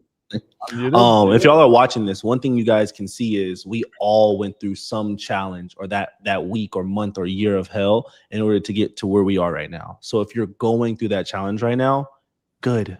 That means you're on track. That means you're going in the right direction. If everything was easy for you right now, that means you're not doing something right. You're not pushing yourself. You're not challenging yourself. You're not trying to take it to that next level. So if you're going through it, that's what we all have in common. Be happy for it. Embrace it. Be grateful for it. One thing that Zach did too is he pulled out some books. I just want to share this for everybody, because for some reason it's something that's not talked about. Now, you guys read business books? I just read Stephen King. Can y'all pick up a damn book? Just try. Just pick up a book. Damn, it's not that hard. Like, everybody's just like, okay, you can save money on courses if you just buy a book on something that you're struggling with. It's the same thing. Like, for example, I didn't know hiring. I didn't know how to hire people. I'm not going to pay somebody to teach me how to hire. I just bought books on how to hire. I want to learn sales. I got like so many different sales books. Here's a good one. I wanted to grow a brand on social media. I bought this book. It's like, bro, I wanted to get my habits in order. I bought this book. I wanted to learn how to, this is all sales books right here. Literally all of these are sales books right here. It's like, just pick up a book and just read a book. One a quarter. I ain't even asking for nothing crazy. One book a quarter. If you can do that, you can get so much further ahead than any other entrepreneur. Because entrepreneurs are not reading. They go to ChatGPT. Pick up a book. Yeah. Number one, in my opinion, for wholesalers is the straight line theory. Even though Jordan Belfort wasn't the best guy, he knows how to persuade and speak, and he knows a lot about sales and objections. And then in order to get contracts signed, you need to be able to cover objections. You need to be able to say, okay, the seller is telling me this, but really the real reason why they're not selling is they don't trust me, they don't trust the company, or they don't trust the offer. Something about that, and you need to uncover which thing that is and then get over that, and then you get the signed contract. So I think that my favorite as far as sales goes would be the Straight Line Theory by Jordan Belfort. And then mindset-wise, Think and Grow Rich is a good one. Oh gosh, hold on. Could we take that one back? I don't like Think and Grow Rich. I gotta like. You don't like that one? No, bro. I feel like it's like the most bought read book. Like everybody No. reads Think and Grow. I wait, no. What a You reason said to not like it, Roy. What do you not like about it? it's Rich Dad Poor Dad. Rich Dad Poor Dad is the one that I hate. Okay. Think and Grow Rich is good. Think and Grow Rich is good. Rich Dad Poor Dad. When I hear it, I'm like, bro. Everybody reads that, but it still makes you realize how important it is It's to a be classic, bro. You can't deny. Can you stop- It's a classic, but every single pyramid scheme that tried to get me, like the Amway people, kept giving me that book to read. I hated it. Can you stop pushing books, bro? People aren't going to buy my $10,000 course. Oh my gosh. I will say though that as much as I love books and stuff like that, the best education you can give yourself is to talk to somebody who's actually successful. Like, for example, again, I guess I can plug my thing, but I have freewholesaling.com. Everyone's invited to go on there. The point of that is you could go in there and it's like, hey, who in here is making 20 grand a month? I am. What are you doing? I'm doing this. And if you just copy that, you're going to be good. So for example, if you go to, I'm just going to say this, Roy's got a bunch of testimonials and like YouTube videos of like successful students. I promise you, if you DM those people, say, dude, what are you doing? They're not going to say, how dare you even message me, peon. Like, they're like, I did this, this, and this. And I'm like, okay, well, you know what I'm going to do? I'm going to try to do what he's doing. Or I'm just trying to be like, hey, what can I provide to you? And we can be friends. It's networking too. And Vayna has a bunch of successful students. Joe does. Max has a bunch of interviews too. If you just reach out to people that we post about that, hey, this guy, I taught him how to make 100 grand a year. Let me go try to be friends with this person and see what they're doing. And I'm telling you, that's better than any book. No offense. No. Books are great when you're like totally broke, but obviously you can just cheat code your way to just like learning. Yeah, no, you're right. Good point. And well, I do want to say something. There is something to be said. Like I paid this woman named Natalie Delgado. She was amazing. She taught me everything I know about like the actual systems of wholesaling. And at this point, like I just, I have to thank her because publicly, like you guys should go follow her. She totally made it so I knew how to think like a business owner. And like I was doing deals, but I was doing everything myself. I didn't know how to actually like create systems where I could have a lead manager and a disposition manager. So learning from someone who's done lots of deals helps you create a scalable business model. So obviously, you're not going to read how to speak to a seller tonality and actually make that offer. You skip the learning curve. You can afford to skip the learning curve. Of course, you just pay someone what they're talking about, and it's just going to make it so you don't have to learn all the mistakes because you're going to pay for communication. But yeah, that's my opinion of like books. Like the reason why I was saying like books was because books are for specific skills. You book learn like one thing. Okay, I really want to focus on sales, right? And you do that, right? I really want to focus on closing. Okay, I might focus on 101 Closes by Grant Cardone. I really want to start thinking like an entrepreneur. I'll read Think and Grow Rich. I really want to focus on leadership. I'll read 48 Laws of Power. Like all these things there's different skills that come from the book rather than if you're putting together a puzzle, then you just hire someone who's got that puzzle before. That's just the way my brain thinks. And I couldn't do it. I couldn't have gotten here without kind of using that framework. So I figured I'd share it with the audience. Love that. I like it. I would say 48 Laws of Power is not a good wholesaling book. That is, you just learn of it and be like people, man. That's a good book though, but it's good. Dude, that's a crazy book. Man. It's an insane book. It's in abandoned prisons, but at the end of the day, it's a psychological book, and you learn a lot about people. You know what I mean? You learn a lot about like human psychology. Yeah, watch your mic. I think there's an echo, Joe, on your end. For me, yeah, figure that out.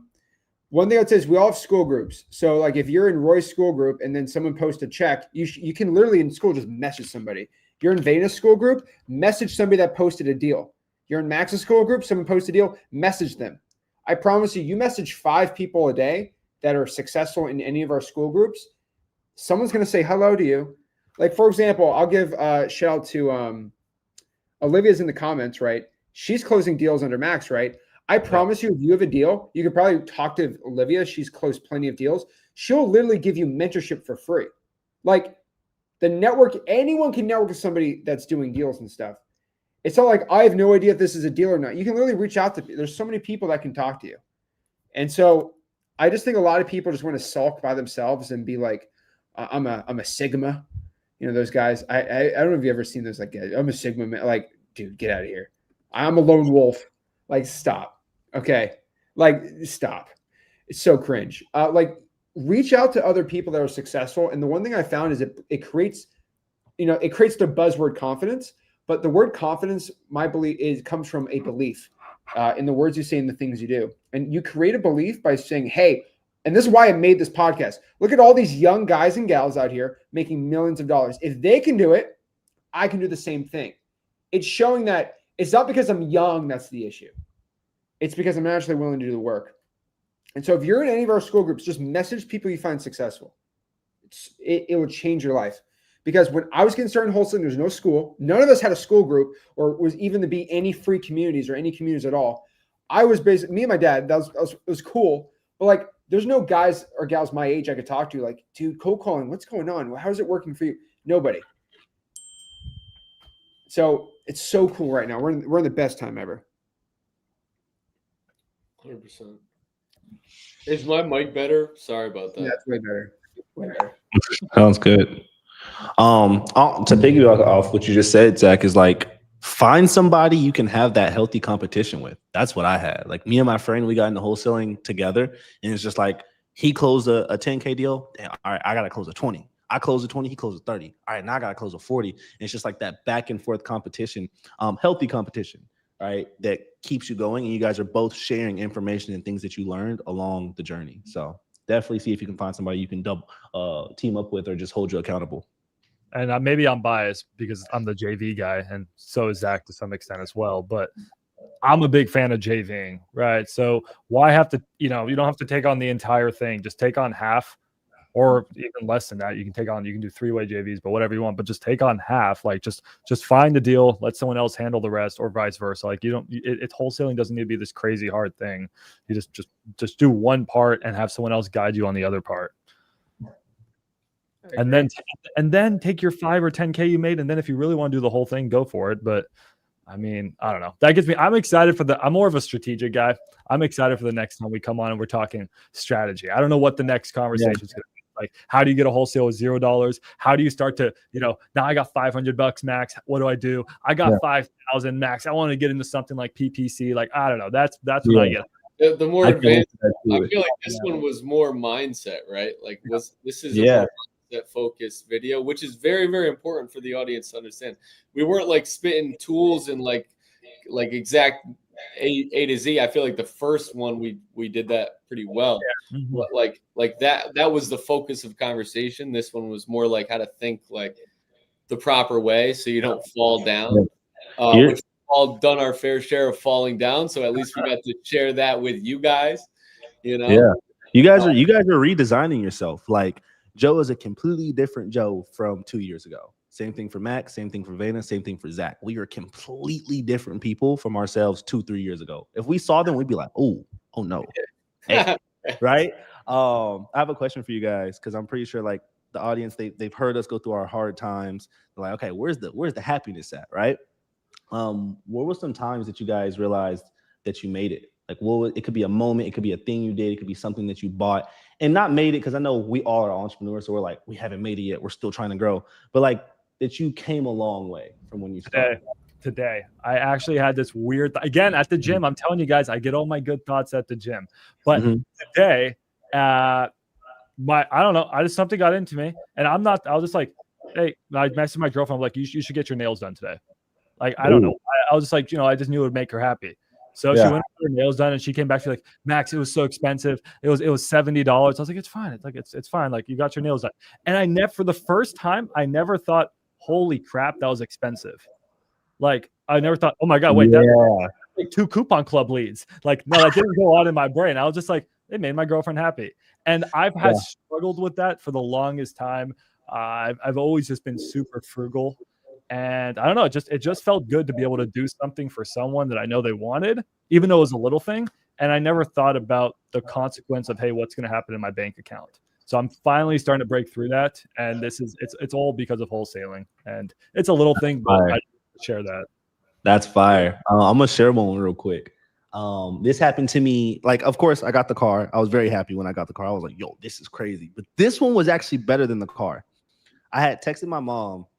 I don't know if you guys will be able to see this, but I had texted my mom and I was just like, how much are your bills? We call them 4 walls. So how much are your 4 walls this month? And she was like, 2,200. First of all, I was like, what? That's whoa. Okay. I thought I was expecting like 4 or 5K, but she said it was like 2,200, and I was able to just cover all her rent, all her bills, utilities, everything for the month. And that feeling was just like, whoa, like you couldn't touch me the entire week. Like, if something bad happened, I was like, I pay my mom bills. I don't care. I'm chilling. Yeah. Right. So that was my I made it moment. Dude, that's insane. I always say retire your mom. I said that should be your number one, like, North Star, retire your mom. Yep. My mom's married to my dad, so whatever. I think it's really cool though. I do. That's the biggest flex I can see, and you should let people know about that. That's amazing, man. Better than a cat. Vayner, what about you? For me, my mom's all taken care of too, but it's really fun hanging out with her and just doing fun things together because we're both balling. My I made it moment is every time I get on a plane, every time I can just change a flight, every time I can just book something last minute, every time I get in my Mercedes, just like being able to live comfortably and not have to worry about money. Like that's all I really need. And you know, it's really great to see the big checks hit, but you know, not to sound cliche, but it's not about the money, it's about what it buys and the experiences it buys. So that's my I made it. Yeah. I'm also gonna peace out in a couple minutes here. All right, no A worries. little bit too. Joe. I don't know if I can say I had an I made it moment. Honestly, You had a Lambo. You got a Lambo. I don't feel, no, I don't feel it. I don't. Man. Maybe I'm fucked up for that, but I just don't. Was there a time where you had almost like a out of body experience and you're kind of like, you're so present, you're looking around, you're just like, bro, this is everything that I made? Like, you're looking at the apartment, you're looking at the Maybe key. I'm just too fucking harsh on myself, but no. Do you have a goal you're going for? And maybe that's why you're not What's the happy goal? yet? Do you have like a huge goal that you're working towards? Actually, yes. I want no dogs in this entire country to die. And that's crazy. Oh, man, that's amazing. I like to think. But I have a nonprofit, and I want to make sure that I always found it crazy that a dog could be in a shelter and someone would kill that dog because they've been there that long. I just love dogs. And I'm creating a software where it's a nonprofit I own for the Dogs Foundation, and we make it so everybody can see the time clock. You know what I mean? And so you can see this dog has 1 day, donate $50 and move them to another shelter that can take them in, at least so that they can live. But that's, I mean, if that's a goal of mine, I mean, yeah, that's one. I don't think I have like material goals. Other than obviously I want my family to be completely carefree about money. They aren't really stressed now, but you know what's so special about your mindset though? That's why you attract everything. It's because you're not trying to chase it. You're not desperate for the Lambo. You're not desperate for the watches, and that's why it comes to you so easy. So that's a good mindset. It's the pursuit. So I think happiness is found in the pursuit. There is no pursuit of happiness. I don't think it's an end goal. I think it's all just, what am I doing to contribute to society? Yeah. How am I making my mark on the world in a positive way? How do I want to be remembered? And honestly, my job's never going to be finished until I'm dead. So like, I don't think I wish I could genuinely, I was thinking about it for so long. I didn't have a quick response this time. I just genuinely can't give you an honest answer where I thought I made it. Well, let me ask you this. What's the number one thing that Joe is grateful for? My family. There we go. Definitely my family. Are you able to like, do you support them and stuff like that? Yeah, definitely. That's the win right there. I take good care of them, and they take good care of me, and we love each other a lot. I love that. Zach, when did you know you made it, man? The moment I knew I made it was when only 4 people right now report to me, and that is it.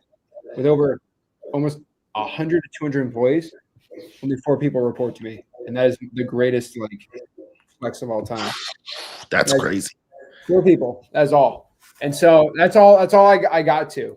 So it's like, hey, somebody has an issue with this. I'm like, oh, you talk to the dispositions person. You got an issue with this? Talk to the COO. COO of the company talks to me. Great.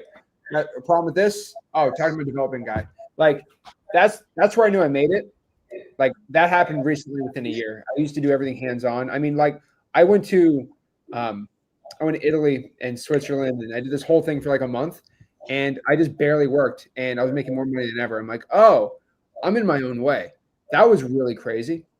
And then the best one that I felt, my favorite out-of-body experience was, I know this sounds so stupid, but I'm the guy now in my family that I just pay the bill wherever I go out. So if I go with my buddies, they all know. He did that. And I know that's just what I do. And I go to my grandparents to take them out. Like I just pay the like, why are you paying the bill? I'm like, you paid the bill for me since I was like 10 years old. Like I'll just do it for you. And so I'm like the Tony. Have you ever looked at The Sopranos? Tony Soprano, the bill always goes to him, no matter what. And now I get really mad if it doesn't. But that's how you know you made it. And it's a flex because I see the little black thing and I just put the card on and look. And it's just a flex, no joke. Dude, I was trying to buy. We were at some convenience store and I wanted some protein shake and I saw the price and it was like $5. I said, that. I put that thing back before I knew it. Zach was like, ring. I was like, bro. I don't need a protein shake that bad. Anything you want in life, you can get. Yeah, 1000%. But then you got to also realize too. I was at the cusp of buying another house to live in. That was insane. I'll probably send it to Max. He might want to check it out. But I was at the point where I was about to buy this stupid. Like, don't even think about how stupid it is, how crazy this house is. And I said, you know what? This is going to take all of my energy. I'm going to have 3 people for this house. I said, you know what? I'm not going to buy it. That took a lot. And that I was so stressed for like 2 days. I was about to go to escrow with this thing. And I was like, there is so much work that I have to do on this thing. It would take me, I calculated, it'd take me 10 hours a week just to handle this house. I'm like, nah, I'm good. Because then you get rich people problem. Then you're like, hey, my cleaning lady, does she have insurance? And my cleaning lady's like, what do you mean? I'm like, because my lawyers are like, if she trips, she's going to sue you. And I'm like, does that happen? Like, it happens all the time. Bro, No I just joke. got to the net worth level where now I have to always have a lawyer because someone's trying to come after you and like we're online showing that we make this much money. It's like we're targets. What easy targets? So it's just I'm like so scared. I didn't know it was like a thing, bro. They go up the stairs, break their neck, accidentally. Oh, $2 million lawsuit. Like you have to start like doing stuff like that, and so it's kind of stressful, but it's pretty cool, man. It's I have a question. I have a question for you. It's more of a tactical question. I don't know if it'll help the viewers, but maybe in the future it will. So right now I'm in a point where I'm trying to take it from 180K a month to my goal is just $500,000 a month. The only issue is profit margins are dropping below that 40%, and I want to get them up to 60%. And it just comes from contract labor. Like we spend so much money on probably like $50,000 a month in contract labor. How are you hiring so many people and still maintaining profit margins? This is exactly what Joe and Max are doing. I didn't even tell Joe about this. Joe just did it because he figured it out. Max kind of figured it out, but I told him too. The biggest secret of scaling anybody's wholesaling business, the easiest one by far, is just to be a JV powerhouse. No joke. Like what I mean by this is I can make a video for 30 minutes. You probably spend an hour making that 30-minute video, and people send me 40 contracts. And we're doing 200 a month right now, Roy, in just JVs. And Wow. No contract expense. And we have VAs with our wholesaling company as well. So I'm just talking strictly JVs. We've been doing 200 a month consistently, just with our students. I had asked Max this. Would he ever compete with New Western? Is that the goal for you guys to like build a company that big or not that big? I would say we'll never get to 12,000 deals a year, honestly, if I'm being real with you. That's New Western is 12,000 deals a year. I don't even think that's where we want to go.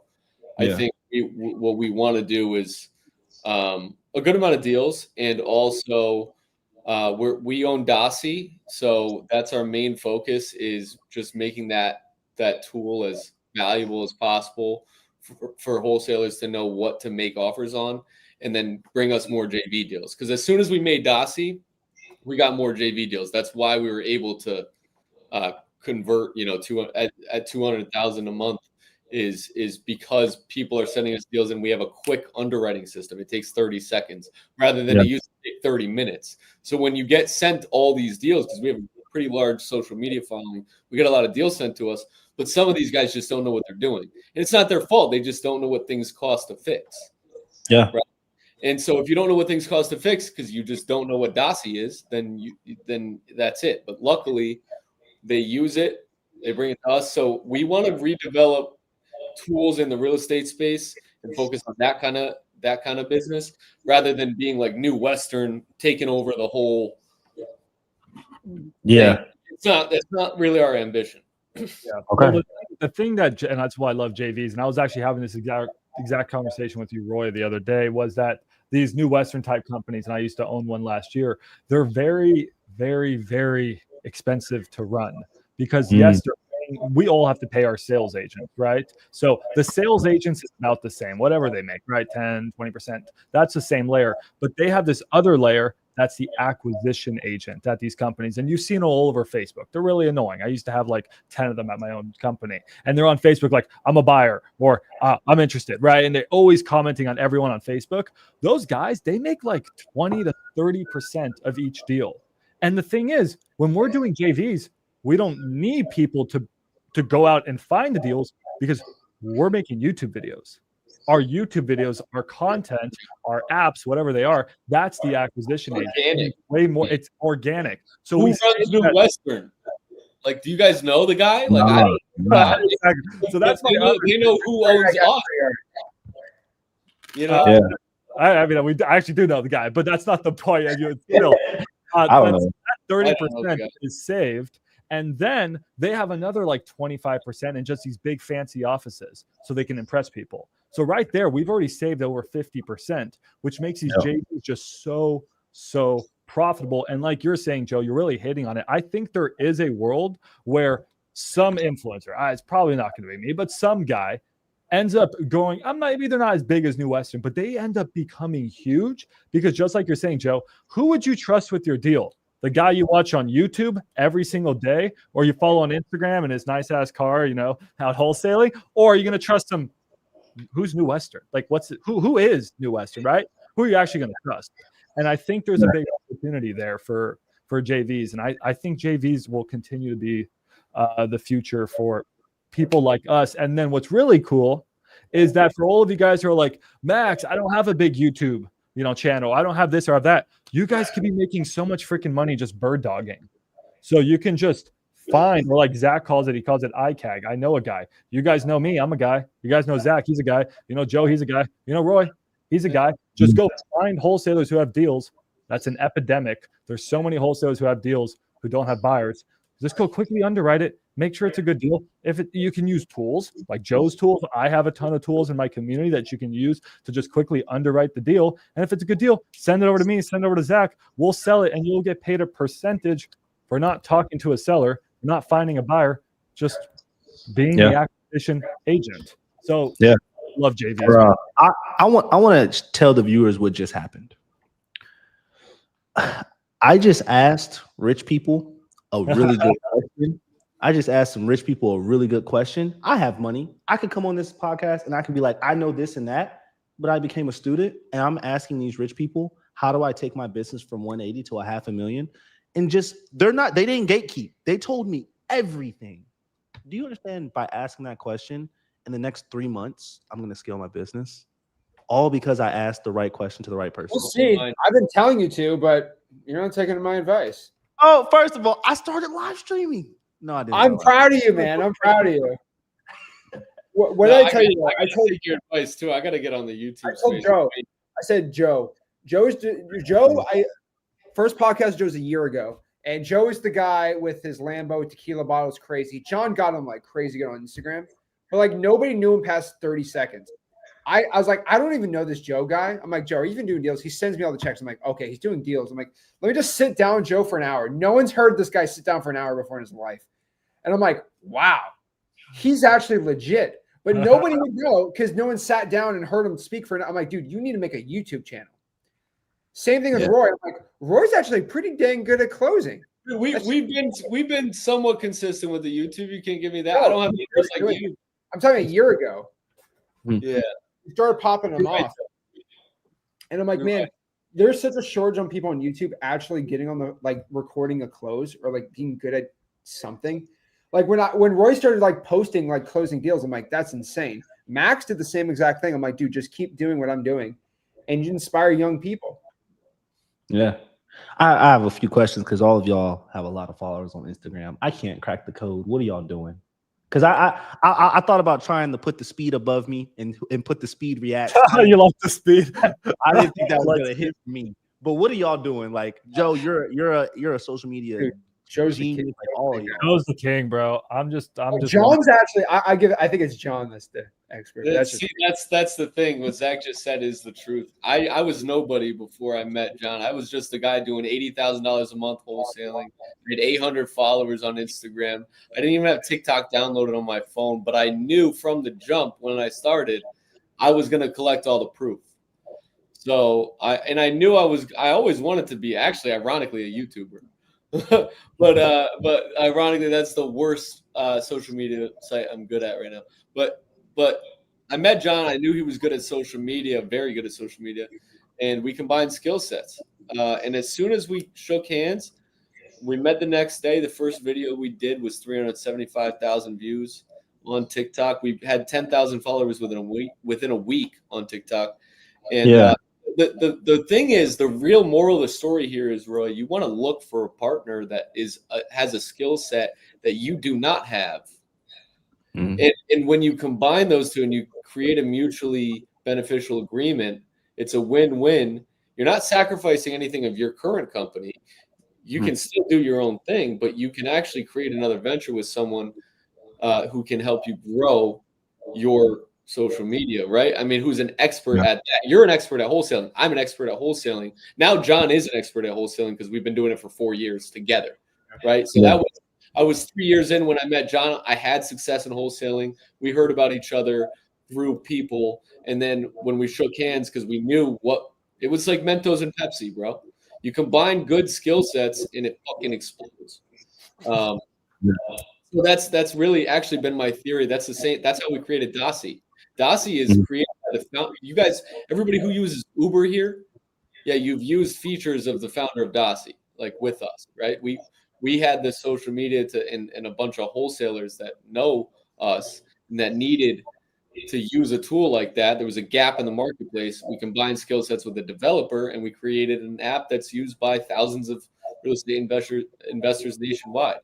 It's already a multi-million-dollar company and we created it a year ago, right? Like it's Mentos and Pepsi when you combine skill sets and you can create like serious value out of thin air just from like, boom, it's like a nuclear fusion kind of. I love that. get on it. I love I don't that. think shit about social media is the answer to my- No, that's fine, bro. I just y'all are crushing it. Yeah. Thank you, bro. 100%. Appreciate that. Zach, somebody asked a question, and I'm wondering as well. When do we do this in person? Dude, I DM'd everybody and I said, let's go do it. Someone said we should get a yacht. I'm like, I don't like just sit down and talk to everyone. I think it'd be really fun to do. That's the done it- Miami guys in the yacht. Yeah, we don't need no yacht. I don't need a yacht. Okay. I But like yachts, though. Yes, sir. dude, I'd rather go fishing. I don't like sitting on a boat if I ain't fishing on it. What But- about golf? Do we like golf? No, I'm not I like 90 golf. feet. Oh, damn. I like golf. You know, golf in business is like peanut butter and jelly, in my opinion. But Joe with the analogies. This dude's just hungry. It was a Pepsi peanut butter and jelly. He had a whole library I'll of say it. this. I'll say, you guys little clown playing video games. Video games stupid. But I hit ball with stick. That's business. That's, Oh, dude, that's me and Joe that's- like video games. Me and Joe are gonna go play some video games after this. I don't know about you guys. I'm telling you No, right now. actually, facts. Like, People what's call your- golf. what's I'm your- like, video games are like very similar. I'm just telling you. But no, dude, I think we should do an in-person one. I think it'd be sick. One thing I would tell you, everyone's asking, is Cam Oliveira going to hear? He told me he's going to be on next one. He sent in the DMs. He better not be lying to me. You go bully him. But he says he's coming on. He's the last guy. I saw him on social media. Pretty sure he's legit. I want to hear what he says from his experience in wholesaling. I think I've seen his live calls. He's a pretty confident kid. I like what he does. So I'd No, love bro. Cam's a beast, bro. 1,000%. Yeah, that's why I want to Cam's- put him on. Yeah, he has to get on here. He has a lot of game. Dude, I think a mastermind, Avengers Mhm. mastermind would be sick. Dude, we gotta do it. I run event. I can run. I've run many events before, so I can run an event. I think it'd be sick. So where you guys? So I know Zach, you're in Florida. I'm in Roy's an Connecticut. hour from me. CT. Yeah, I'm in Dallas. Where I'm you in guys? Fort Lauderdale. Okay, so it So seems like yeah, it seems like Florida's the wave. Yeah, I Alex like- is in Florida too. I would head down there to do something with you guys. For Dude, sure. I think of Fort Lauderdale would be sick. You just rent out a big mansion and you just go crazy. Something for soup, you know. Yeah, we gotta bring soup. Or soup is allowed. But dude, it's pretty cool. You can rent out a mansion in Fort Lauderdale for like 15 grand or something. It's not too. Dude, we didn't get our refund. We didn't get our security deposit back from the Airbnb guy because of soup. What do you do? Nothing, man. He's just a guy. The guy was Oh, not. so your dog wasn't supposed to be there? I mean, yeah, but he's a service animal. Yeah, but you have a lot of videos with him on there. Yeah. Anyways, yeah, me and Joe have a soft spot for dogs. Yeah. Dude, I'll say this: dogs have the most pure heart. I've never seen a dog do something maliciously mean on their own free will without being trained to do so. A cat, claw your eye out. Just And they cost $3,000. Toby's a ride, bro. I'm telling you. I like that. Toby's like I got like the dog breed of cats. That's You why know I how bought many leads Toby is? That is so many leads, man. Come on. I'm telling you right now. But I'm saying, guys, I think we've all become very successful just putting our heads down. And I think we all grew up in different ways. I think it's really, really cool. Yeah. I kind of know how I think I know more about how Joe grew up because of what he's posted and talking to him. I know how Max grew up. I'd love to kind of know like your background, Roy, real quick. How it's your background? Because like I know you had it with your buddy getting started, but like high school, like sports, not sports. Like how did you grow up, and what was your background that put you into wholesaling? Yeah. So my mom is a hustler. Like she worked 3 jobs. So like she made it where I can't say that we were down bad at all. We definitely weren't like thriving or anything like that. But she always, if we needed new shoes or if we wanted to do something, she was going to provide for us because she already went through her time of having to live in the ghetto and struggle and stuff like that. So she's just like, my kids aren't going through that. So I went to throughout high school, I already knew I didn't want to be doing anything that had to do with the 9 to 5. Like that wasn't even in my vision at all. I started watching YouTube super young. I saw Phase Rain by the R8. I don't know if y'all remember that. Big moment on YouTube, right? It's like, whoa, a kid just bought a supercar. This is before all the 18-year-olds had supercars. Our Phase Rain was like the first one to do it. And I was just like, I want a supercar. How do I do it? So I was just like, I'm going to become a YouTuber. Got some success doing YouTube, made like $800 on like a parody music video. I get into high school, started getting C's. You got to send me that. You got to text me that. That's pretty cool. All right, say less. I was getting C's. My aunt takes away my computer. So I'm like, damn, all right, I can't make YouTube videos anymore. By the way, I had grown like super big on YouTube, parodies and stuff like that. So then I found stock trading, lost all my money there, found drop shipping. I did $250,000 drop shipping when I was 17 years old. Shout out Ty Lopez. And I took that money, went into Facebook ads, blew it all. So now I'm in high school. I've rented I-8s for prom. I've tasted money. I bought Louis belts. I bought every single pair of Yeezys, and then I lost it all. And I had to do DoorDash straight out of high school. My parents gave me a gap year. They said 1 year, figure it out. After that year, you're going to community college. After that, I'm doing DoorDash, and I'm scrolling. And remember, my goal was to buy a car. So cars were like, if anybody had a car in a business model, you got my attention. First, I saw some random dude with a scat pack in wholesale real estate. I'm like, all right, if I see another person, another young person with a car, I'll hop in. And that's when Jacob Blank buys his I-8. Once I saw him buy his I-8, I was like, all right, let me figure out what he's doing. I look up wholesale real estate. Kong was like the one who educated me on it. Jerry really teach me how to like do the closing and talk to title companies and all that. Back in the day, Zach, we ain't have you. All we had was like something Gibbs, something Jamil Gibbs. Bro, legit, super legit. Love that guy. Like real estate investing, but that dude's a legit wholesaler. Love that guy. That was all that was out back in the day. So I get into wholesale real estate, and then I closed my first deal for $10,000. It was an on market, and it was the first time I had $10,000 in my bank account. Instantly stopped doing DoorDash. Got a Spaces office that was like $500 a month, and just locked in with me and my friend, and we just made cold calls all the time. And just continue to learn and just be obsessed with this business. Going to the gym, listening to cold calls. Driving home, listening to cold calls. Listening to podcasts, listening to wins. Zach, I listened to every single testimony you posted with one of your clients or somebody you knew who won, mainly because I was trying to take their market, because you gave out that advice back in the day. You said, if anybody posts a check, take their market. So I would do that, and I would listen to what markets they were in. Still, they're clear from the address on the check, too. Oh gosh. But anyway, so yeah, that's how I got into it, and now I'm here today. Dude, I love that, man. That's so cool. It's cool knowing someone's background, because the reason I say that is because I didn't grow up like that. But here's the cool part: some kids watching this like, oh my god, that's exactly how I grew up. Wow, it's like the car thing for you. But yeah. It's like how I grew up. Was it in Dallas? Yeah, it was in Dallas. I grew up in Dallas. That's cool. And I, by the way, guys, like I was crushing it on TikTok and YouTube. Like I have one TikTok where I have like millions of views, like I'd say probably like 80+ million views. YouTube channel with like 60,000 subscribers with like a lot of views on there as well. If y'all couldn't tell, I wanted to be a YouTuber. I just ended up falling into wholesaling. But whenever I was able to find I can be on camera and I can do wholesale, it was over. Dude, I love it, man.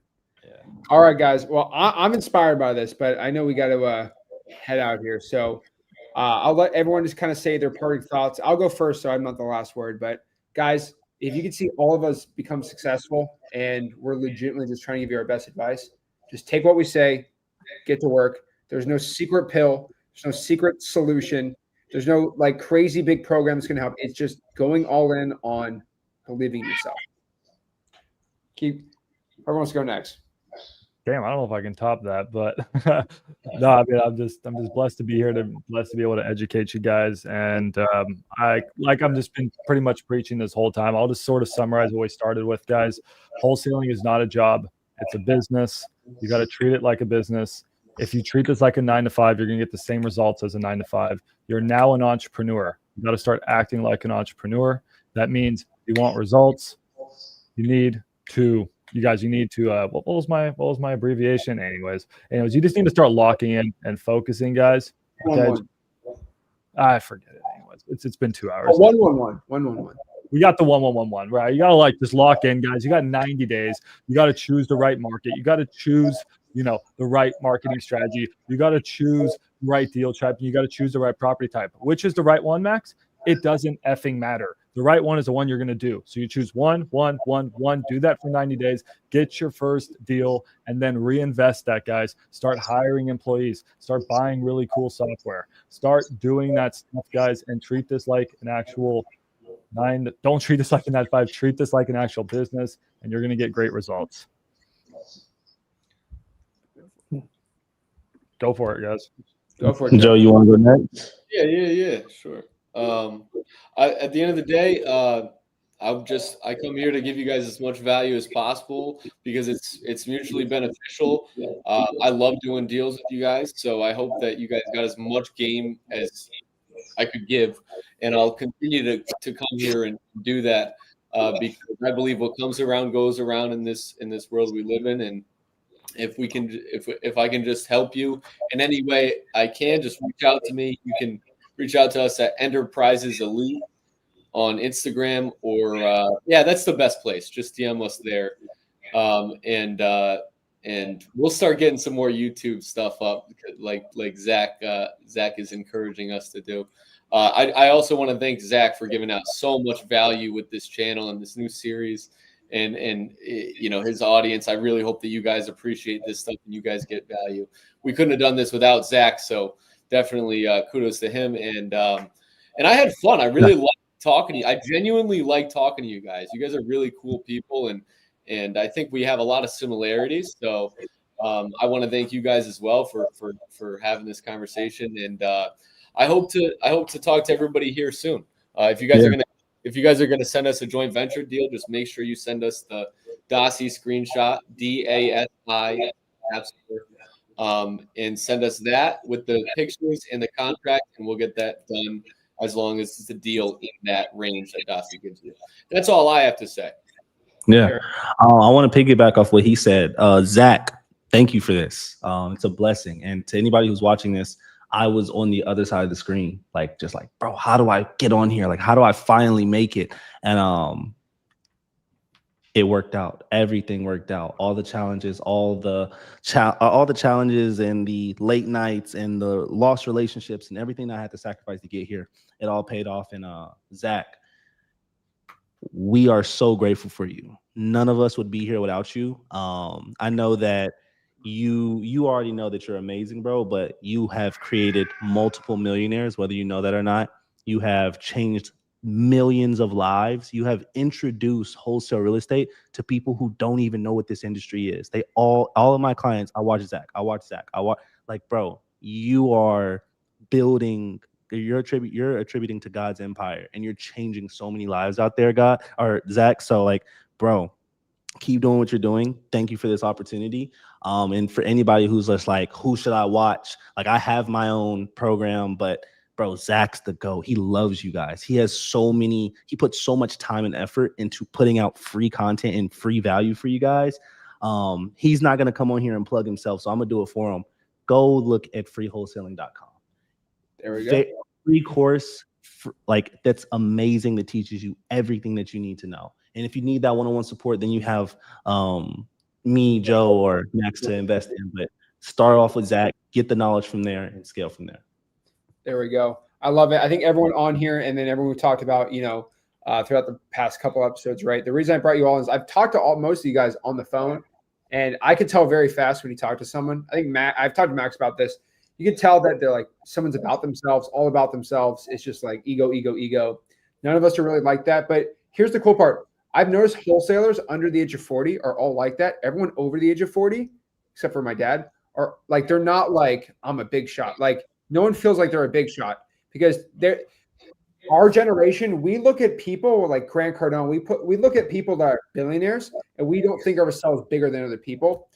I'm telling you, these wholesalers over the age of 40, it's lots of egos, and I don't like that at all. And when I was starting out in wholesaling real estate, I reached out to all these people over 40 about, can you put me on, or can I at least talk to you and put you on? It's all I'm too good for you. I if you want to know, if you text me, I'll let you know. There's certain wholesaling influencers that I invited them on my channel, and they texted me. I have screenshots. I'm too big for you, and my views are 6x. They literally told me, I'm too big for you. You're too small for me to even be on your channel. And that is just why I made New School, because these are the new school of wholesaling. We all want to help each other out, and we all want to lift each other up. And that's kind of the whole point. So thank you guys so much. Appreciate it. 1,000%. So, Crush it. next month, Cam better hop on.